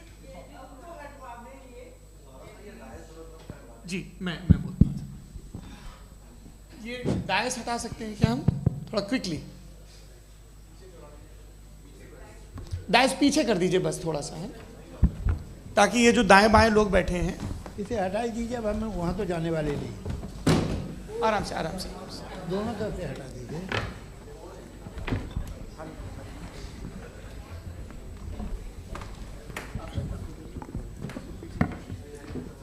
इस बीच आप लोग भी अपने अपने सवाल तैयार कर लें। ये ध्यान रखेंगे कि मैं यहाँ से सवाल लूँगा, आप लोगों को अपना हाथ ऊपर करना है, अपना नाम बताना है, और अधिकतम 3 वाक्यों में अपना सवाल पूरा करना है। कई लोग सवाल की जगह भाषण देने लगते हैं, उससे आज बचना है। जी मुफ्ती साहब, पहला सवाल आपका, 16 मिनट हैं, हम दोनों लोगों के सवाल लेंगे। जी जी बहुत शुक्रिया। आपकी जो अभी बात हुई बहुत अहम थी, मैं इसको चाहूँगा कि आगे डिस्कस करूँ, लेकिन चूँकि अभी वो सेगमेंट है क्रॉस एग्जामिनेशन, तो सबसे पहला सवाल आपसे ये है कि जो मैं इतनी देर से कॉन्टिंजेंसी आर्ग्यूमेंट आपको बता रहा था, ये अकल से ही बता रहा था हजरत, आप ये बताएं कि आप इन्फिनिट रिग्रेस ऑफ कॉजेस को पॉसिबल मानते हैं या नेसेसरी बीइंग के एग्जिस्टेंस को सही समझते हैं, चूंकि 2 ही ऑप्शन हो सकता है, आप ये बताएं। देखिए, आपको मैं ईमानदारी से बात करूँ, एक तो मैं कॉन्टिजेंसी वर्ड ठीक से समझता नहीं, और इस वक्त भी जो आपने अंग्रेज़ी के अल्फाज इस्तेमाल किए वो ज़रा थोड़े से मुझे डिफ़िकल्ट और कॉम्प्लिकेटेड लगे, तो आप ज़रा सिंपल ज़बान में सवाल कर सकते हैं? बिल्कुल कर सकता हूँ जी। यूनिवर्स की हर चीज़ कॉन्टिंजेंट होने का मतलब ये है कि वो अपने एग्जिस्टेंस में किसी के ऊपर डिपेंडेड है। जो भी चीज़ डिपेंडेड होगी वो चीज़ इंडिपेंडेंट नहीं हो सकती, तो उसका कोई ना कोई कॉज होगा। तो अब आप क्या समझते हैं कि ये इन्फिनिट रिग्रेस है, यानी कॉज पर कॉज, कॉज पर कॉज, कॉज पर कॉज, और कभी कोई यानी ये एंडलेसली चलता रहा? क्योंकि अगर ऐसा होगा तो हम तो एग्जिस्टेंस में आते ही नहीं, लॉजिकली ये मुत्तफक अलैह चीज़ है, मुत्तफक अलैह अग्रीड अपॉन। ओके, इस पे हमने एग्री किया था कि मुश्किल शब्द आएगा तो अर्थ बताना पड़ेगा। तो इन्फिनिट रिग्रेस तो पॉसिबल नहीं है, तो कहीं ना कहीं आपको रुकना पड़ेगा ऐसे नेसेसरी बीइंग पर। नहीं, कोई ज़रूरत नहीं रुकने की। किसने कहा आप रुकना पड़ेगा? आप रुकते हैं खुदा पे, आप नहीं रुकते। आप कहते हैं वो हमेशा से, जब उस वक्त से है जब वक्त नहीं था। आप कहाँ रुकते हैं कि अब हुआ था वो? आप नहीं कहते। हम क्यों नहीं मान सकते कि यूनिवर्स जो है और बल्कि मल्टीवर्सेस जो है वो हमेशा से हैं, वो बनती है, बिगड़ती है। एक हमारे यहाँ एक चीज़ है ब्लैक होल, वो समेट लेता है वापस, फिर ब्लास्ट होता है, फिर फैल जाता है। और इसमें हमारी तो खैर कोई औकात ही नहीं है। इंसान की एक छोटे से ज़र्रे पे हम 50-60 साल की उम्र रखते हैं, जो करोड़ों अरबों साल की कायनात है उसमें, और पैदा भी नहायत ही बेहुदा वजह से हुए थे। तो इसमें ये सोचना कि इसकी वजूहात और ये क्यों है, ये डिपेंडेंट है, ये हम देख रहे हैं, क्या मालूम। आप सोचिए कि ये जो फैल रही है कायनात, ये कहाँ फैल रही है, ये कहाँ जा रही है, और ये फैल क्यों रही है। अरे बना ली थी तुमने, रुको भैया, काफ़ी है। ये फैल क्यों रही है, ये और कौन सी कायनात जिसे मैं दूरबीन से देखता हूँ तो 2 बिलियन लाइट ईयर पे है, उससे मेरा कोई वास्ता ही नहीं है। 2 बिलियन ईयर यानी अगर मैं 80,000 माइल्स पर सेकेंड से चलूँ तो 20 करोड़ साल में वहाँ पहुँच जाऊँगा। इसकी ज़रूरत क्या थी। ये दुनिया, ये कायनात तो इंसान अशरफुल मखलूक़ात के लिए बनाई गई ना। तो ये सब ये टर्म समझ में नहीं आया।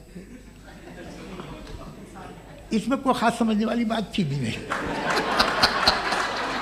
ये जो अल्टीमेट कहा यह जाता है कि ये जो पूरी यूनिवर्स है, ये जो दुनिया है, ये इंसान के लिए बनाई गई। अच्छा, ये सब इंसान के लिए। क्यों साहब, सही है ना। बिल्कुल, लेकिन इसका ये मतलब नहीं कि किसी चीज के पीछे रीजन आपको नहीं पता तो रीजन नहीं है, इसे कहते हैं नहीं, मुझे नहीं पता, लेकिन मेरी जिम्मेदारी नहीं है। वो बिल्कुल सही कहा था उसने, बर्टन रसल ने। आपने उसे मजाक में टाल दिया कि भाई आप एक दावा कर रहे हैं, मैं क्यों कहूं कि ये गलत है दावा, आप प्रूफ कीजिए, मेरे पे जिम्मेदारी ही नहीं है, मैंने थोड़ी कहा है, आप प्रूफ कीजिए कि ये सही है।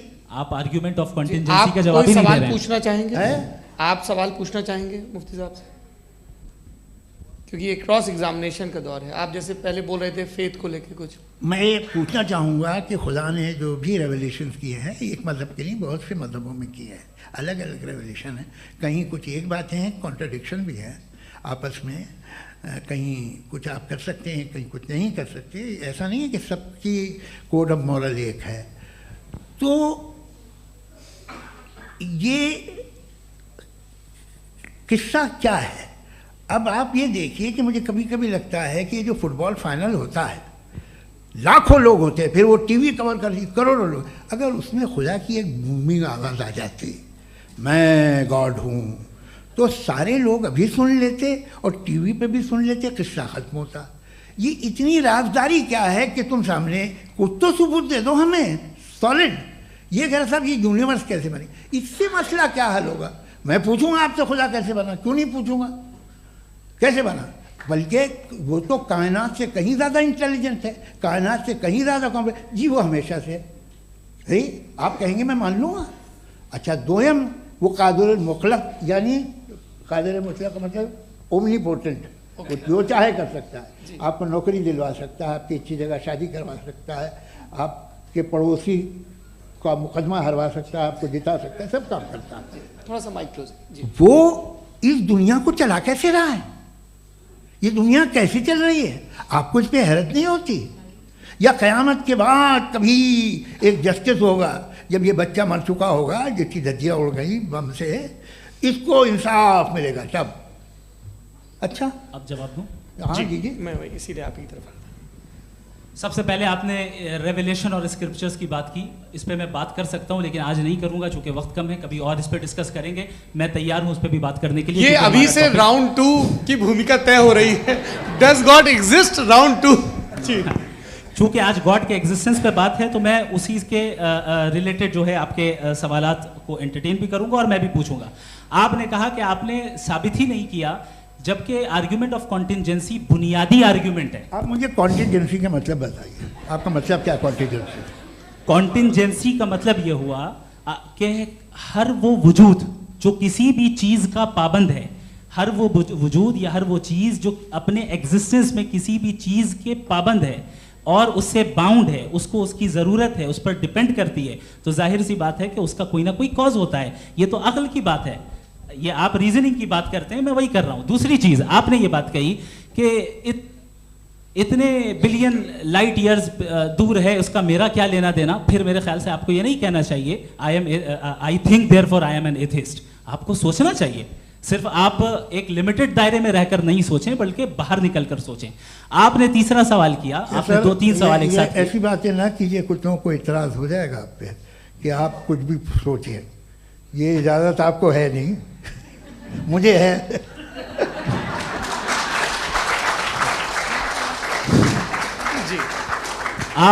आपने प्रॉब्लम ऑफ इविल के ताल्लुक से सवाल किया और बार बार आप एक लफ्ज रिपीट कर रहे हैं कि ओमनीपोटेंट गॉड है, ऑल पावरफुल गॉड है। यही तो दरअसल समझना है कि गॉड का कॉन्सेप्ट क्या है। प्रॉब्लम ऑफ इविल जो है, प्रॉब्लम ऑफ इविल दर हकीकत दो असम्पशंस पर कायम है। अगर आप इन दो असम्पशंस को समझ जाएं तो ये प्रॉब्लम नहीं रहेगी, आर्ग्यूमेंट आपको समझ में आ जाएगी कि ये कोलैप्स कर जाता है। पॉइंट नंबर 1, यानी जो आपका सबसे पहला फॉल्स असम्पशन है कि गॉड मर्सीफुल है, ओमनीपोटेंट है, दुनिया में जुल्म हो रहा है। लेकिन आपको ये समझना चाहिए कि हमारे वर्ल्ड व्यू के मुताबिक गॉड सिर्फ ओमनीपोटेंट और सिर्फ मर्सीफुल नहीं है, बल्कि वो ऑल वाइज भी है और वो ऑल नोइंग भी है। उसके हर काम के पीछे हिकमत और विजडम है। ये कोई जरूरी नहीं है कि वो हिकमत और विजडम आपको समझ में आए या मुझे समझ में आए। अगर आप जो समझ रहे हैं उसके मुताबिक आप फैसला कर रहे हैं, ये लिमिटेड पर्सपेक्टिव से आर्ग्यूमेंट है। और इस चीज को हम अपनी दुनिया में, अपने लाइफ में, डेली लाइफ में इस प्रिंसिपल को एक्सेप्ट करते हैं। हम जब किसी डॉक्टर के पास जाते हैं, डॉक्टर के पास जाकर वो अगर उसने हमें कोई दवाई दी है तो हम ये तो नहीं कहते कि जब तक आपके पास जितना नॉलेज और जितना विजडम नहीं है, आपने क्यों ये दवाई दी है, तब तक हम इस चीज को एक्सेप्ट नहीं करेंगे। नहीं कहते, हम उसकी अथॉरिटी को तस्लीम करते हैं। क्यों? क्योंकि उसकी हम जानते हैं कि वो नॉलेजेबल है, वो विजडम वाला है, हमसे ज्यादा नॉलेज और हमसे ज्यादा विजडम है। बताएं सर। नहीं, डॉक्टर में और खुदा में बड़ा डिफरेंस है। डॉक्टर पढ़ा लिखा होता है एक, तो मैं उसकी बात सुनूंगा। दो ये नहीं कुछ जवाब तो ये भी नहीं है। सर प्लीज, आप अगर सब ऑडियंस से बोलने लगेंगे तो फिर मतलब नहीं सिविलाइज बहस का। मतलब आप ये कहें कि चूंकि आप डॉक्टर पे बिलीव करते हैं इसलिए खुदा पे बिलीव कीजिए, क्या ये मिसाल आपको समझाने के लिए आर्ग्यूमेंट है, इस पे आपको एतराज नहीं है। तो सिंपल बात ये है कि मैं अगर ये यकीन कर लूँ कि एक ओमनीपोटेंट, उसकी मसलहत है, ये जो बच्चे मर रहे हैं ये मसलहत है उसकी, मुझे नहीं चाहिए इसकी मसलहत। उसकी मसलहत नहीं, यही तो समझना है, मतलब एक्सपीरियंस। अच्छा, इस आपने अभी मेरी बात पूरी सुनी नहीं। मैंने कहा आपका पूरा आर्ग्यूमेंट दो फॉल्स असम्पशंस पर है। एक फॉल्स असम्पशन मैंने बता दिया, दूसरा फॉल्स असम्पशन ये है कि इस दुनिया में इविल के होने का कोई गुड रीजन नहीं है, जबकि हमारे पास बाज रीजंस मौजूद हैं, हमारे पास बाज वजूहात मौजूद हैं। अगर इस दुनिया में इविल ना हो तो आप गुड को डिफाइन कैसे करेंगे? अगर जुल्म ना हो आप इंसाफ को समझेंगे कैसे? अगर तारीकी ना हो तो आप लाइट को समझेंगे कैसे? बहुत अच्छे। अभी और सुन लें, अभी और बाकी है। ये तो बात बहुत पसंद आई साहब मुझे, कि जब तक रेप ना हो तब तक औरतों की इज्जत का ख्याल आपने मेरा जवाब पूरा सुना ही नहीं। जब तक के बच्चों का कत्ल ना किया जाए तब तक आपको बच्चों की मासूमियत की इज्जत। आपने पूरा जवाब सुना ही नहीं। क्या बात है, क्या आपने नुक्ता निकाला? आपने पूरा जवाब सुना ही नहीं। आप सुन लें, मेरी बात सुन लें। ये मैंने आपको एक चीज बताई। दूसरी चीज, इस दुनिया में हम आए हैं टेस्ट के लिए, हमारा टेस्ट हो रहा है और हर इंसान का अलग अलग अंदाज में टेस्ट होता है। और इस दुनिया में अगर इविल मौजूद है तो वो इविल जरिया है हमारे अंदर ह्यूमन नोबल क्वालिटीज को डेवलप करने का और अलग अलग फील्ड में प्रोग्रेस करने का। और अगर हमारे अंदर और इस दुनिया में इविल नहीं होता तो बताइए टेस्ट का मतलब क्या होता? अगर मैं अपने स्टूडेंट को एमसीक्यूज दूं और उसमें सिर्फ राइट आंसर लिख कर दे दूं और कहूं तुम्हारा टेस्ट हो गया, ये मीनिंगलेस है। इस दुनिया में अगर हम टेस्ट के लिए आए हैं तो जाहिर है गुड एंड इविल दोनों मौजूद है। बताइए। तो अगर गुड एंड इविल दोनों मौजूद है तो ये इविल भी खुदा का बनाया हुआ है? जी हाँ, खुदा का बनाया हुआ है। लेकिन अच्छा, चलो अच्छी बात। जी बिल्कुल, तो बिल्कुल खुदा ने बनाया। अभी तो ये है कि जो मेजॉरिटी है दुनिया में वो इविल है, तो ये खुदा एक्चुअली इविल के साइड पे लग रहा है मुझे। बिल्कुल भी नहीं, मैं बताता हूं। मेजॉरिटी में तो वो है। क्या बात कर रहे हैं भाई आप? कोई भी जो मुंसिफ होगा, चाहे आपका अपना घर हो जिसके आप सबसे बड़े हैं, चाहे आपकी ऑर्गेनाइजेशन हो जो आप चलाते हैं, वहां पर आप इविल रखेंगे साबित करने को कि बाकी लोग शरीफ हैं? मेरी बात सुन, क्या ये आर्ग्यूमेंट ही गलत है? अगर कि जब तक के कोई इविल नहीं होगा तब तक के शरीफ आदमी शरीफ नहीं लगेगा। अगर एग्जामिनर गलत ऑप्शन दे रहा है तो एग्जामिनर इविल नहीं हो गया, जो गलत ऑप्शन को सेलेक्ट कर रहा है वो फेल होगा। क्रिएटर ने इविल को बनाया है लेकिन वो इविल नहीं है। अच्छा सुनिए मेरी बात, लेट मी कंप्लीट सर। जी जी। क्रिएटर ने इविल को बनाया है टेस्ट के लिए, वो इविल नहीं है। इविल वो होगा जो उसे इख्तियार करेगा। छुरी को बनाने वाला गलत नहीं होता है, छुरी का गलत इस्तेमाल करने वाला गलत होता है। रेप को कैसे गलत इस्तेमाल करते हैं? इंसान के फ्री विल का नतीजा ये रेप कैसे गलत इस्तेमाल होता है? ये मुझे अब सुन लें, अब सुन लें। गलत इस्तेमाल होता हाँ, मैं बता रहा हूँ ना, कैसे गलत मैं बता रहा हूँ जी। कि जो इविल इस दुनिया में मौजूद है उसके कई सारे तरीके हैं। एक तरीका इंसान का अपना फ्री विल है। अब अगर कोई रेपिस्ट रेप कर रहा है तो इसका गॉड का कसूर नहीं है, वो अपने फ्री विल का गलत इस्तेमाल कर रहा है, उसको सजा मिलनी चाहिए। अच्छा। और उसी के लिए जहन्नम बनाई गई है। ये फ्री विल का भी बड़ा चक्कर। आप जब कोई बुरा काम करते हैं या कोई बुराई होती है तो ये कहा जाता है कि ये फ्री विल है। 7 billion free wills are moving on this planet. 7 billion free will. और एक आदमी अपनी फ्री विल से मुझे कत्ल कर दे तो मैं खुदा की मर्जी से मरा हूँ कि इसकी फ्री विल की वजह से? मेरी मौत खुदा के हाथ है या ये फ्री विल वाले के हाथ है? खुदा ने फ्री विल का निजाम बनाया है और उस निजाम का गलत इस्तेमाल करके कोई आपको मार रहा है, इस्तेमाल करके मेरा कत्ल कर देता है। अब मेरी मौत का जिम्मेदार कौन है? वो इंसान जिम्मेदार है। वो इंसान जी। तो ये कहना कि और उसको खुदा ही उसको जिंदगी उसको सजा का- मिलेगी। तो अब आप आगे चलिए कि ये तय करना कि अल्लाह ही या खुदा, सॉरी अल्लाह ने, खुदा ही जिंदगी देता है, खुदा ही मौत देता है, ये गलत है। बिल्कुल गलत नहीं है। हाँ, नहीं, निजाम उसी ने बनाया फ्री विल का। निजाम मौत और हयात का उसी ने बनाया। You are contradicting yourself. अभी आपने कहा कि एक आदमी ने फ्री विल से आपको मार दिया, इसमें उसे फ्री विल दी गई थी, उसने गलत इस्तेमाल किया। 7 billion free wills are moving on this planet और आप चाह रहे हैं कि मैं सिर्फ खुदा का ध्यान करूं। ये 7 बिलियन फ्री विल्स को मुझे लुक आफ्टर करना पड़ेगा कि नहीं? ये तो तबाहियां कर रही हैं और तबाहियां ज़्यादा हो रही हैं। बिल्कुल। तो अगर आप बताएं अगर खुदा नहीं है फॉर एग्जाम्पल, हाँ। तो आप इविल को कैसे डिसाइड करेंगे? यानी how can you define evil objectively without God? देखिए, दुनिया में 2 तरह के जानवर हैं।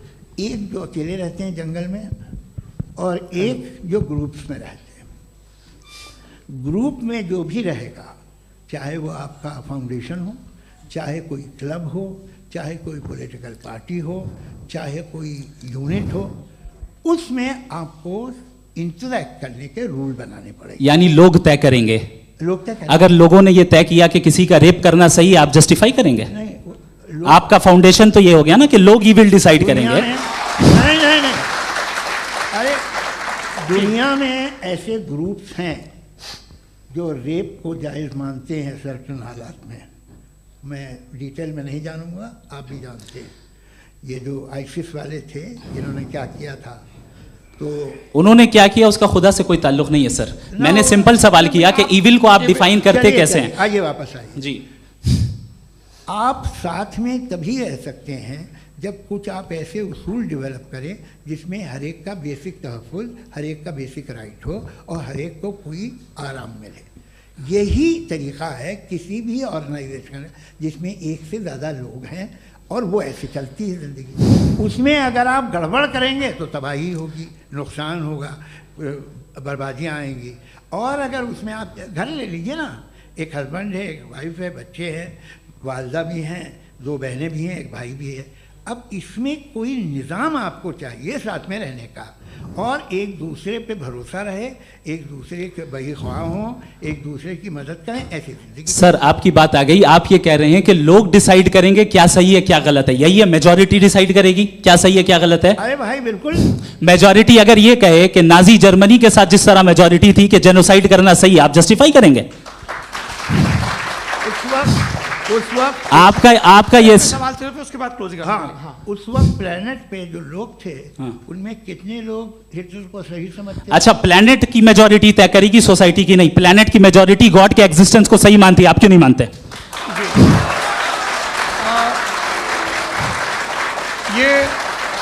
हेलो ये क्रॉस क्वेश्चन का राउंड यहाँ पर समाप्त होता है। और ये बड़ा अच्छा है कि इस तरह से फ्रेगमेंट कर दिया गया है ताकि जो मरकरी ऊपर जा रहा है नीचे जवाब आ दे जाए। दूं। जी। प्लेनेट की ज़्यादातर मेजॉरिटी कुछ दूसरे मजहबों के खुदा को मानती है। आप उन्हें क्यों नहीं, आप तो मेजॉरिटी की बात कर रहे अच्छा, हैं। ये मैंने क्लोजिंग majority की बात- आप ये कह रहे हैं इविल और गुड को डिसाइड मेजॉरिटी करेगी। मेजॉरिटी जो कर दे वो सही हो जाएगा। अरे क्लोजिंग इसको जैसा आप ही लोगों ने तय किया है उसी फॉर्मेट को फॉलो कर लेते हैं।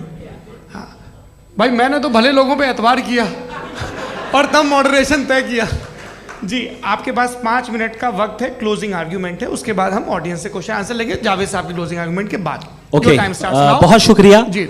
हमारा जो टॉपिक है डज गॉड एग्जिस्ट, मैं इस पे इतने एकेडमिक तैयारी करके आया था, मुझे था कि मैंने सोचा था कि कई सारे मैं आर्ग्यूमेंट्स दूंगा, लेकिन वक्त की भी किल्लत और जावेद साहब बार बार इधर उधर चले जा रहे थे तो उसको भी थोड़ा एंटरटेन करना पड़ गया। डज गॉड एग्जिस्ट पे मैं एक ही आर्ग्यूमेंट दे पाया, आर्ग्यूमेंट्स बहुत हैं और डेफिनेटिव आर्ग्यूमेंट्स हैं, और मेरे आर्ग्यूमेंट को किसी एक राउंड में भी इन्होंने एंटरटेन नहीं किया और रेफ्यूट नहीं किया, एक राउंड में भी नहीं, एक राउंड में भी नहीं, और ना ही अभी आपका क्लोजिंग आर्ग्यूमेंट आएगा, नहीं वो बता देना। Argument of contingency sir. अरे मैं आपसे कई बार कह चुका हूँ कंटीजेंसी का मतलब अब मैं कैसे समझाऊं आपको, आपस में हाँ, आप और कितने आसानी से समझाऊं मैं, मुझे तो नहीं समझ में आ रहा है। आप अपनी आर्ग्यूमेंट ऑफ कंटीजेंसी उर्दू में बोल सकते हैं। हाँ, आप अपनी बात पूरी कर लें जी, आखिरी 4 मिनट। दूसरी चीज, just a minute please ma'am, can I talk? दूसरी चीज ये है कि आपने एक तो इसका जवाब नहीं दिया, दूसरा आपने गॉड के ना होने पर कोई डेफिनेटिव आर्ग्यूमेंट नहीं दिया, सिर्फ मजहब पे बात कर रहे हैं आप। मजहब तो आज हमारा टॉपिक ही नहीं था, आज तो हमारा टॉपिक हो, आप मजहब से ले लेकर आईएस तक चले गए, भाई हमारा क्या ताल्लुक है उससे, वी कंडेम देम, और उसका गॉड से क्या ताल्लुक है? अगर कोई गलत काम कर रहा है, किसी ने किसी को कत्ल किया, किसी ने किसी का रेप किया, उसको सजा मिलनी चाहिए, और आपके पास कोई भी rational strong foundation of morality नहीं है। आपने कहा कि मेजॉरिटी तय करेगी सोसाइटी की, वो सही होगा, मैंने कहा हिटलर को फिर आप सही कहेंगे, नहीं नहीं नहीं नहीं, प्लैनेट की सोसाइटी की मेजॉरिटी तय करेगी, तो प्लैनेट की मेजॉरिटी गॉड के एग्जिस्टेंस को मानती है, आप कह रहे हैं ये रिलीजियस है, तो यानी आपके पास कोई स्ट्रॉन्ग फाउंडेशन नहीं है ऑब्जेक्टिव मोरालिटी का। ऑब्जेक्टिव मोरालिटी का अगर कोई फाउंडेशन है तो वो सिर्फ गॉड है, गॉड है, गॉड है। थैंक यू जी। ये मुफ्ती शमाइल नदवी साहब का क्लोजिंग आर्ग्यूमेंट था। अब हमारे पास जी, मैं जी ये बड़ा अच्छा है कि दोनों लोगों को मॉडरेटर से शिकायत भी और बोल रहे हैं भाई हमारी शाबाशी भी तो करते चलो। अब मेरी बात जी, आपके पास जावेद अख्तर साहब 5 मिनट का वक्त है, ये आपका क्लोजिंग आर्ग्यूमेंट है, टाइम रीसेट कर दें जी। देखिए, बहुत सारी बातें हैं। गॉड का डेफिनेशन दुनिया के किसी भी रिलीजन में है कि वो ओमनीपोटेंट है, ओमनीप्रेजेंट है, he is just, he is kind, he loves you and so on. मैं जब दुनिया देखता हूँ तो मुझे कोई ऐसा सुप्रीम पावर यहाँ दिखाई नहीं देती है जो इंसान की बहबूदी के लिए कुछ कर रही हो, कमज़ोर को बचा रही हो, मदद कर रही हो, जालिम को पीछे हटा रही हो। मैं नहीं देखा, तारीख़ में नहीं। एक तो अगर है और ये देख रहा है तमाशा, तो उसका होना न होना बराबर है। दोयम ये कि ये जो है, जब आप ये कहते हैं कि कायनात जिसकी कंटीजेंसी है, मैं देखिए वो लफ्ज़ इस्तेमाल किया मैं, तो ये कैसे हो सकती है भाई? और फ़ौरन आप सरेंडर कर देते हैं कि जाहिर है कि इसका बनाने वाला तो इससे 10,000 गुना ज़्यादा कॉम्प्लिकेटेड होगा, उस पर आपके होने पे कोई इतराज़ नहीं है। उसे वो टाइमलेस है, वो पहले से था, टाइम तो बहुत बाद में आया, ये सब आप मानने को तैयार है, जिसका आपके पास कोई सबूत नहीं, आपके पास कोई रीज़न नहीं है। आपकी तारीख क्या है मज़हबों की? बिलीफ की, जो खुदाओं का बिलीफ है, ये कॉन्स्टेंटली गलत साबित होता रहा है। मतलब आप कहें कि अरिस्टोटल के ज़माने में तो सब जाहिल थे, वो भी इतने ही यकीन से खुदा पे यकीन रखते थे, जो अब नहीं रहा, ये भी नहीं रहेगा। आप लिख लीजिए, और इसके आसार आपको दुनिया में दिखाई देना शुरू हो चुके हैं। ये बहस क्या आज से 100 साल पहले इस तरह हो सकती थी? यहाँ तक तो आपको हम ले आए हैं। तो सर अरे इनको मदद की ज़रूरत नहीं भाई, ये सेल्फ सफिशिएंट आदमी है, आप क्यों इनकी मदद कर रहे हैं? Sir please. तो ये जो है तमाम बातें अपनी जगह हैं, ये एक पैकेज है। आप अकेले, कोई आदमी ऐसा नहीं जो सिर्फ गॉड को मानता हो, उसके साथ बहुत पैराफर्नेलिया आता है, अलग अलग पैराफर्नेलियाज आते हैं। They have always created chaos in the society. मैं तो आपको सीधा ऑफर देता हूँ कि दुनिया में 10 इम्पॉर्टेंट बिलीव्स हैं, आप 1 मानते हैं, 9 नहीं मानते, 9 में आप एथियस्ट हैं, 9 को आप बिल्कुल रीजनेबली मेरी तरह देखते हैं। तो 90 मजहबी आदमी भी 90% एथियस्ट है, वो दूसरे खुदा नहीं मानता, एक खुदा मानता है अपना वाला, बाकियों को कहता है गलत है। अगर आप मानना ही बंद कर दें तो आपका 10% चांस है कि आप सही हैं और 90% चांस है कि आप गलत हैं। मेरा मशवरा है आप मानना छोड़ दिए तो 50% चांस होगा कि आप सही हैं और 50% चांस होगा, 40% आप गेन करेंगे बाय बिकमिंग एन एथीस्ट।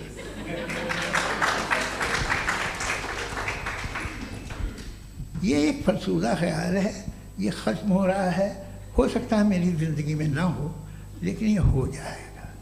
जो बातें ये इनको आप मेटाफिज़िकल ये वो ऐसे रिस्पेक्टेबल टर्म दे दिए, ये तो उन लोग के हैं जिन्हें ना फिज़िक्स मालूम थी ना मेटा मालूम था, ये उन्होंने आपको दिए हैं। जी बहुत शुक्रिया आप दोनों लोगों का। और अब इस बातचीत का आखिरी राउंड शुरू होगा, डज गॉड एग्जिस्ट की ये बहस मुफ्ती शमाइल नदवी और जावेद अख्तर साहब के बीच। आप लोग अपने अपने हाथ ऊपर करेंगे, मैं यहाँ से तय करूँगा। और माइक हमारे पास है क्या? एक ही माइक है ऑडियंस के लिए? 2 माइक है, एक इस तरफ एक इस तरफ, ठीक है। तो जी सबसे पहले हमारी सहयोगी हैं मारिया शकील जी, पूछिए सवाल। थोड़ा सा रुकेंगे ताकि कैमरे का फ्रेम आप पर आ जाए, आपकी तो प्रैक्टिस है टीवी की। जी नदवी साहब, मैं खुदा को मानती हूँ, पहले मैं इसी प्रमाइस से शुरू कर रही हूँ और ये बता रही हूँ आपको, मैं मानती हूँ। लेकिन कुछ सवाल हैं जो जावेद साहब ने उठाया, उसका जवाब आपको देना चाहिए। पहला सवाल ये कि गज़ा में सालों से छोटे बच्चे मर रहे हैं, वो उनको अगर खुदा मर्सीफुल है, हम मानते हैं कि अल्लाह ताला में बहुत ताकत है, तो वो बच्चे क्यों मर रहे हैं? दूसरी बात ये कि अगर कंटिजेंसी की जो आप बात करते हैं, पूरे मुस्लिम ममालिक मिल करके भी उन गज़ा के बच्चों को क्यों नहीं बचा पा रहे हैं? क्योंकि अगर वो चाहते, क्योंकि अल्लाह ताला उन पर हुकूमत करते हैं, सब पर हुकूमत करते हैं, तो वो उनको क्यों नहीं बचा? जी थैंक यू वेरी मच। बहुत अच्छा किया आपने इस चीज़ को जिक्र कर दिया, मैं इसको और अच्छे से एक्सप्लेन करने की कोशिश करता हूँ।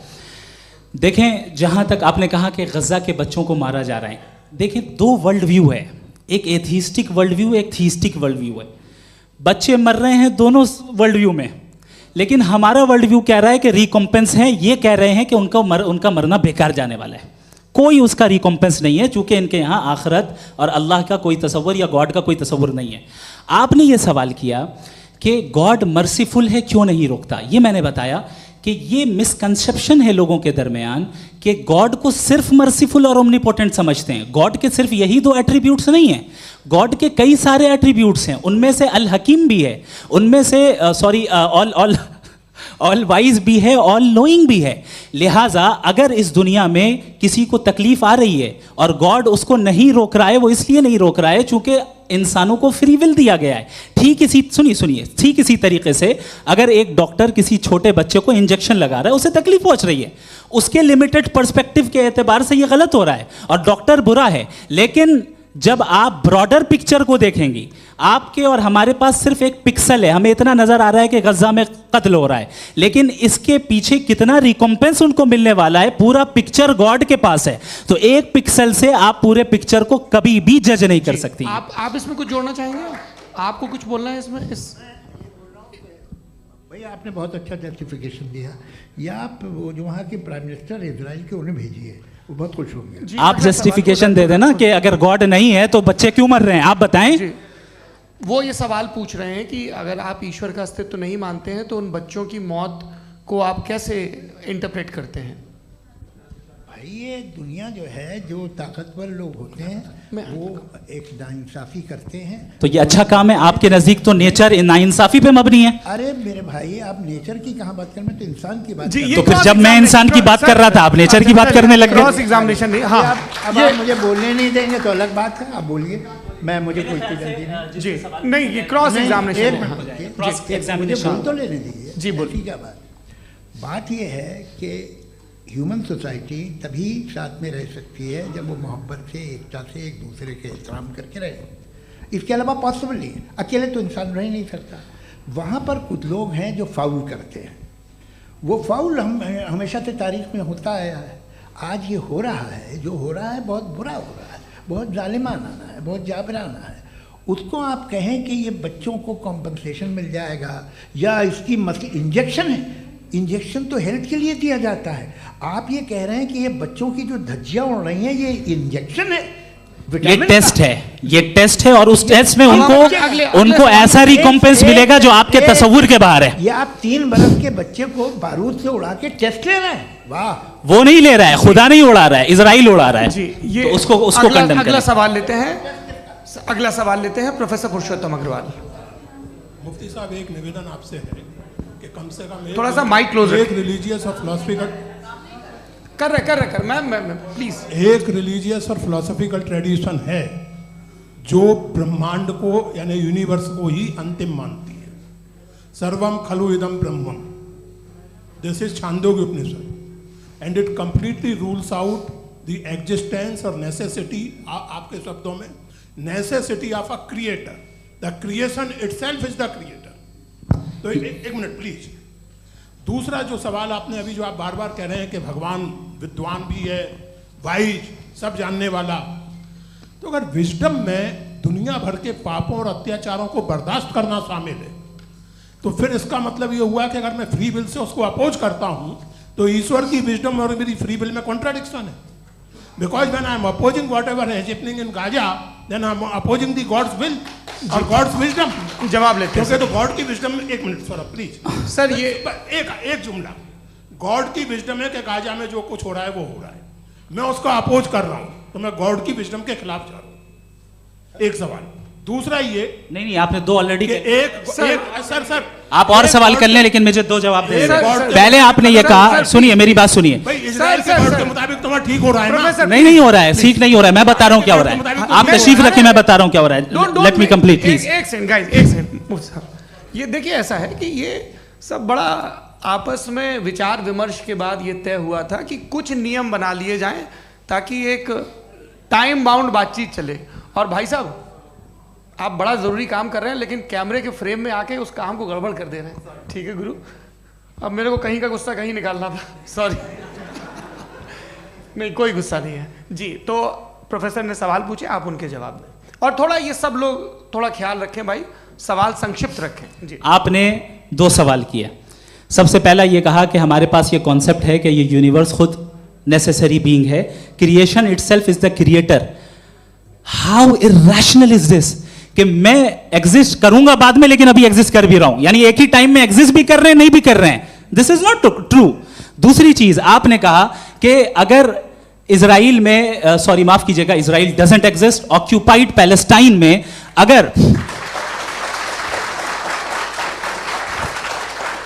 अगर ऑक्यूपाइड पैलेस्टाइन में बच्चों को मारा जा रहा है फ्री विल की वजह से और गॉड नहीं रोक रहा, ये कॉन्ट्रडिक्शन है। ये बताइए कि एक एग्जाम में एक बच्चा गलत आंसर लिख रहा है, सुनिए, एग्जामिनर चाहे तो रोक सकता है, क्यों नहीं रोक रहा है?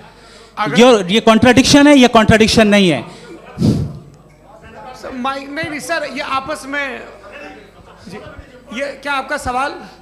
माइक दीजिए। फ्री विल दिया गया है टेस्ट के लिए, अकाउंटेबिलिटी के लिए। अगर फ्री विल नहीं होता तो आप कहते हैं हमें रोबोट बना दिया गया। नॉट मिसरिप्रेजेंट माय पोजीशन, आपकी जो भी पोजीशन, मैं अपनी फ्री विल के नाते, अपने ह्यूमन विजडम के नाते गाजा में हो रही अत्याचार का विरोध करता हूं। बिल्कुल करना चाहिए। आपके हिसाब से मैं गॉड की विजडम का विरोध कर रहा हूं? बिल्कुल नहीं, जो हो रहा है गॉड, बिल्कुल भी नहीं, बिल्कुल भी नहीं। उसका वहां पर गाजा में कत्ल होना ये इंसानों के गलत इस्तेमाल का नतीजा है, फ्री विल के इस्तेमाल का नतीजा है। गॉड इसका हुक्म नहीं देता, उससे रोकता है। यही तो मसला है ना, आपके लिए कॉन्सेप्ट क्लियर नहीं भाई, आपने तो बताया था इंजेक्शन लगाने से बच्चे को तकलीफ होती है, ये इंजेक्शन लगा। सर आप ऐसे रेटोरिक स्टेटमेंट दे तब तो कोई मसला नहीं समझते रहेंगे। This is a rhetoric statement, this is not a logical argument sir. I am sorry, I am sorry. आखिरी 30 मिनट बड़े मुश्किल होने वाले हैं जी। मुफ्ती साहब आगे बैठे हैं, इनको माइक दीजिए। हाँ तरुण, माइक आप अपने पास रखिए, आपको कैमरे का फ्रेम पता है जी। सबसे पहले दोनों को मुबारकबाद। एक सर अपना आप नाम बता दें। आप अमेरिका में शिकागो में रहते हैं, इतना मुझे याद है। बताया आपको, यासिर नदीम अलवाजदी मेरा नाम है। जावेद सर, आपसे एक क्वेश्चन है इन्फिनिट रिग्रेस के ताल्लुक से। एक हाइपोथेटिकल सिनेरियो है, मसलन अगर आप सर माइक थोड़ा सा प्लीज क्लोज रखिए जी। अगर आप शायर इसलिए हैं कि आपके कोई उस्ताद शायर थे, और वो इसलिए शायर थे कि उनके कोई उस्ताद शायर थे, और इसी तरीके से हम माजी में पीछे चलते चलते चले जाएं और कहीं ना रुके, तो माफ कीजिएगा आप कभी शायर नहीं हो सकते। लेकिन आप शायर हैं, आपका शायर एग्जिस्ट करता है, इसका मतलब ये है कि आप कहीं ना कहीं रुके हैं। तो मेरा सवाल ये है कि क्या आप इन्फिनिट रिग्रेस ऑफ कॉजेस को लॉजिकल फैलेसी मानते हैं या नहीं मानते? हाँ या ना? मैं इन्हें लॉजिकल फैलेसी नहीं मानता हूँ, लेकिन मेरा प्रॉब्लम यह है कि जब मैं नहीं मानता हूँ तो I continue with this logic जो फैलेसी नहीं हो। आप एक जगह रुक जाते हैं जाके, आप कहते हैं ये गेंद कैसे बनी, ये जजीरा कैसे बना, ये समंदर कैसे बना, ये ज़मीन कैसे बनी, और अचानक गॉड पे जाके आपको ब्रेक लग जाता है। एक बार आप सवाल नहीं करते कि भाई इनको बनाने वाला तो इनसे भी कॉम्प्लिकेटेड होगा, वो कैसे बना, उसके बारे में आपने इत्मीनान कर लिया, वो हमेशा से है। तो अगर आप उसे हमेशा से मानते हैं तो फिर ये मान लीजिए कि कायनात हमेशा से है, क्या तकलीफ? फिर हम वजूद में नहीं आते जी है? हम मौजूद नहीं। अच्छा सर क्यों नहीं होता? मैं बताऊंगा, प्लीज प्लीज। जैसे मैंने मिसाल दी आपके शेर, आपका शेर कभी वजूद में ना आता अगर शायर इसी तरह चलते रहते हमेशा। जी माइक मेरे ख्याल से एक सेकंड, इन्फिनिट रिग्रेस का कॉन्सेप्ट क्लियर नहीं हो पाया, ऐसे रहने दें, लेट्स मूव ऑन सर। ठीक है। हाँ, थोड़ा सा मॉडरेटर का भी ख्याल रखें। नहीं नहीं, आपने तो रखा है, आपने रखा है। यहाँ पे गौहर रजा साहब हैं, वो भी एक सवाल पूछना चाहते हैं। माइक यहाँ नीचे से ऑन कर दिए, नीचे। पहले तो ये कह दूं कि मैं उन बच्चों से शर्मिंदा हूं जिनको गज़ा में कत्ल किया गया, क्योंकि हमारे होते हुए कत्ल किया गया। लेकिन उससे ज़्यादा शर्मिंदगी इस बात से हुई कि मुझे लगा कि मुफ्ती साहब उसको जस्टिफाई कर रहे हैं। बिल्कुल भी नहीं, आप बहुत ही गलत। मुझे लगा मैं गलत हो सकता हूं। बिल्कुल गलत मैं है। सवाल पूछ रहा हूं, सवाल मैं सवाल पूछ रहा हूं। मैं जावेद भाई से डिसएग्री करता हूं। एक सेकंड देखिए, अगर देखिए ऐसा, एक सेकंड आप सर वेट, अरे आप कुछ मेरे पहले मुझे अपनी बात कह लेने दीजिए। अगर ऑडियंस तय करेगी तो फिर मॉडरेटर का मतलब नहीं। मेरा आप सबसे ये कहना है, ये बहस दो लोगों के बीच में है, एक तरफ मुफ्ती साहब, एक तरफ जावेद साहब। पिछले 1.5 घंटे से ये लोग अपने अपने तर्क रख रहे हैं। आपकी इनसे इत्तेफाकी हो सकती है, ना इत्तेफाकी हो सकती है। मेरे उस्ताद मुझे सिखा गए हैं कि मुखामुखम में असहमति की गुंजाइश बची रहनी चाहिए। अगर मैं आपकी बहुत इज्जत करता हूं गौहर साहब, आपने जो कमाल की किताबें लिखी, साइंटिफिक टेम्परामेंट, लेकिन मेरी ये गुजारिश है आप सबसे कि यदि आप इन लोगों ने जो बोला उन पर टिप्पणियां करेंगे तो ना वक्त की पाबंदी रहेगी, ना वो अनुशासन। आप सवाल पूछ लें, उस सवाल में जो बात आ जाए वो आ जाए। मैं जावेद साहब से डिसएग्री करता हूं, इसलिए जावेद साहब से सवाल पूछ रहा हूं। आपका सवाल जावेद अख्तर साहब से। और सवाल ये है मेरा कि जावेद साहब ने कई बार लॉजिक का इस्तेमाल किया कि साइंस में लॉजिक है और रिलीजन में लॉजिक नहीं है। मेरा ख्याल ये है कि रिलीजन में भी लॉजिक है, लेकिन उस लॉजिक की बेसिस ये है कि आप रुक जाते हैं, जिसका जिक्र जावेद साहब ने बार बार किया, यानी खुदा के तसव्वुर पे आते हुए, गॉड के तसव्वुर पे आते हुए रुक जाते हैं। और इसमें सवाल पूछना मतलब फॉरबिडन होता है। सवाल यह है कि क्या जावेद साहब इससे एग्री करते हैं कि साइंस की लॉजिक अलग है और रिलीजन की लॉजिक अलग है? बताइए सर। देखिए, 3 चीज़ें हैं। साइंस है, एक है मंतिक है, इस्तिदलाल है, और एक जो है कुछ भी नहीं है, फेथ है, अकीदा है। मैं अकीदे की लॉजिक का कायल नहीं हूँ। मुझे आप इस्तिदलाल से, लॉजिक से, रीज़न से समझाइए, मैं मानने को तैयार हूँ, मेरा क्या नुकसान होगा।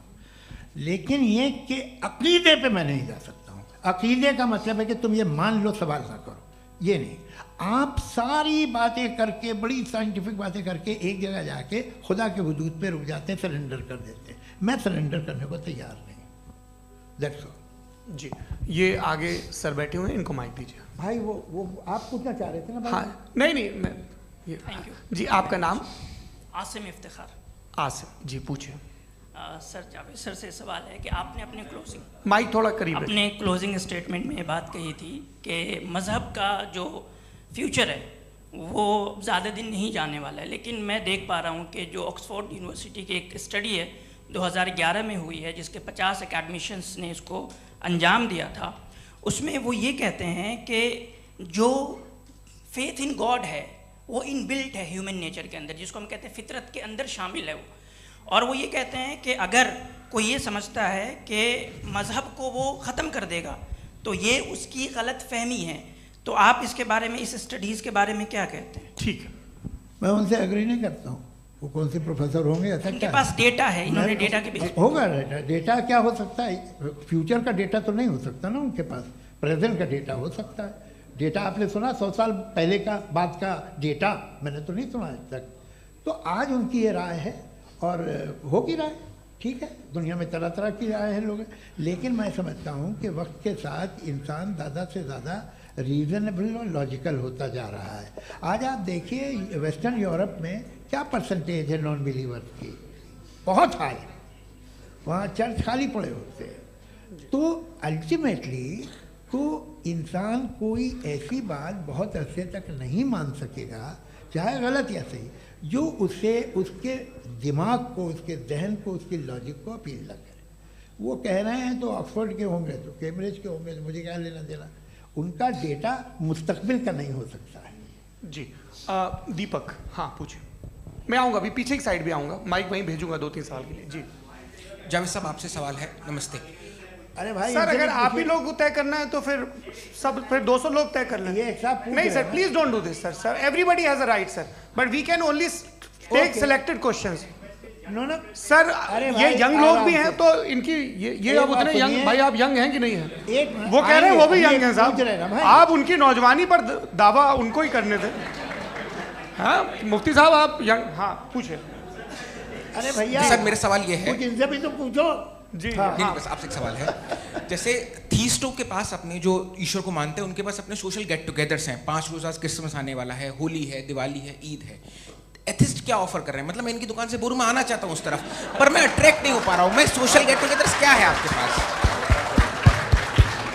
वो ये कह रहे हैं कि जो धार्मिक लोग हैं, अलग अलग धर्म के लोग, उनके उत्सव त्योहार कांग्रेगेशन बहुत हैं। अब आपको मैं एक सुनाता हूँ, यहाँ हिस्टोरियन भी बैठे हैं, मृदुला जी आप बताइएगा सही है क्या। ये एक कॉन्स्टेंटाइन, एक ग्रीक रोमन बादशाह था जो क्रिश्चियनिटी आने के 400 साल बाद उसने डिसाइड किया कि मैं क्रिश्चियन हो जाऊंगा, मेरी पूरी स्टेट कैंसिल हो जाएगी।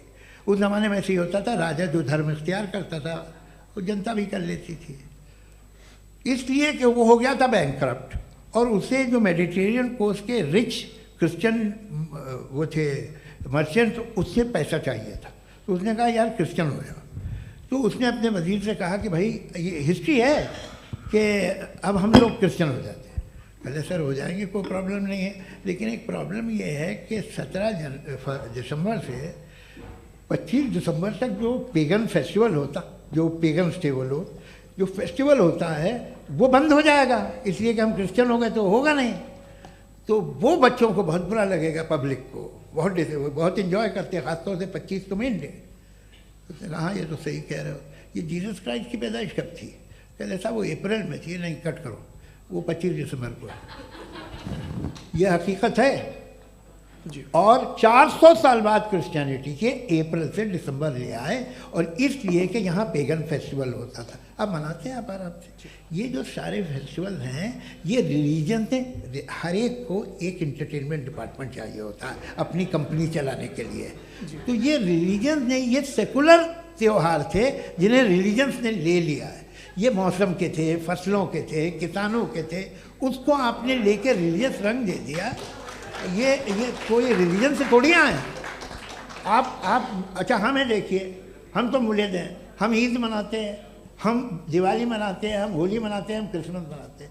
बम्बई की फिल्म इंडस्ट्री की सबसे बड़ी होली हमारे घर में होती है, सबसे बड़ी ईद हमारे घर में होती है। वो हमारे सोशल वो है, हमारे हेरिटेज है। ऐसा थोड़ी है कि we will throw the baby along with the water. ये तो अच्छी चीज़ है, इन्हें रखो, जो बेकार है फेंक दो। जी हाँ, हेलो जी, मेरा सवाल नादवी जी से है। जैसा कि आपने बोला कि गॉड टाइम के भी परे हैं और गॉड इतनी कॉम्प्लेक्स चीज़ है कि उसे ह्यूमन माइंड समझ नहीं सकता, और गॉड ने अर्थ पे फ्री विल भी दे दी है, तो आप अपना वक्त ज़ाया क्यों कर रहे हैं गॉड के बारे में बात करके? अपन को तो बात करनी चाहिए कि सोसाइटी को बेहतर कैसे करें। जी, मैं गॉड वही बताता है सोसाइटी को कैसे बेहतर करें। अभी मैं आपका जवाब देता हूँ। आपने कहा कि टाइम पे वो एग्जिस्ट नहीं करता, नहीं, मेरा सवाल ये है कि जैसा आपने बोला कि गॉड बहुत ही कॉम्प्लेक्स चीज है। मैंने कहा ही नहीं कि कॉम्प्लेक्स है, तो आपके अल्फाज हैं।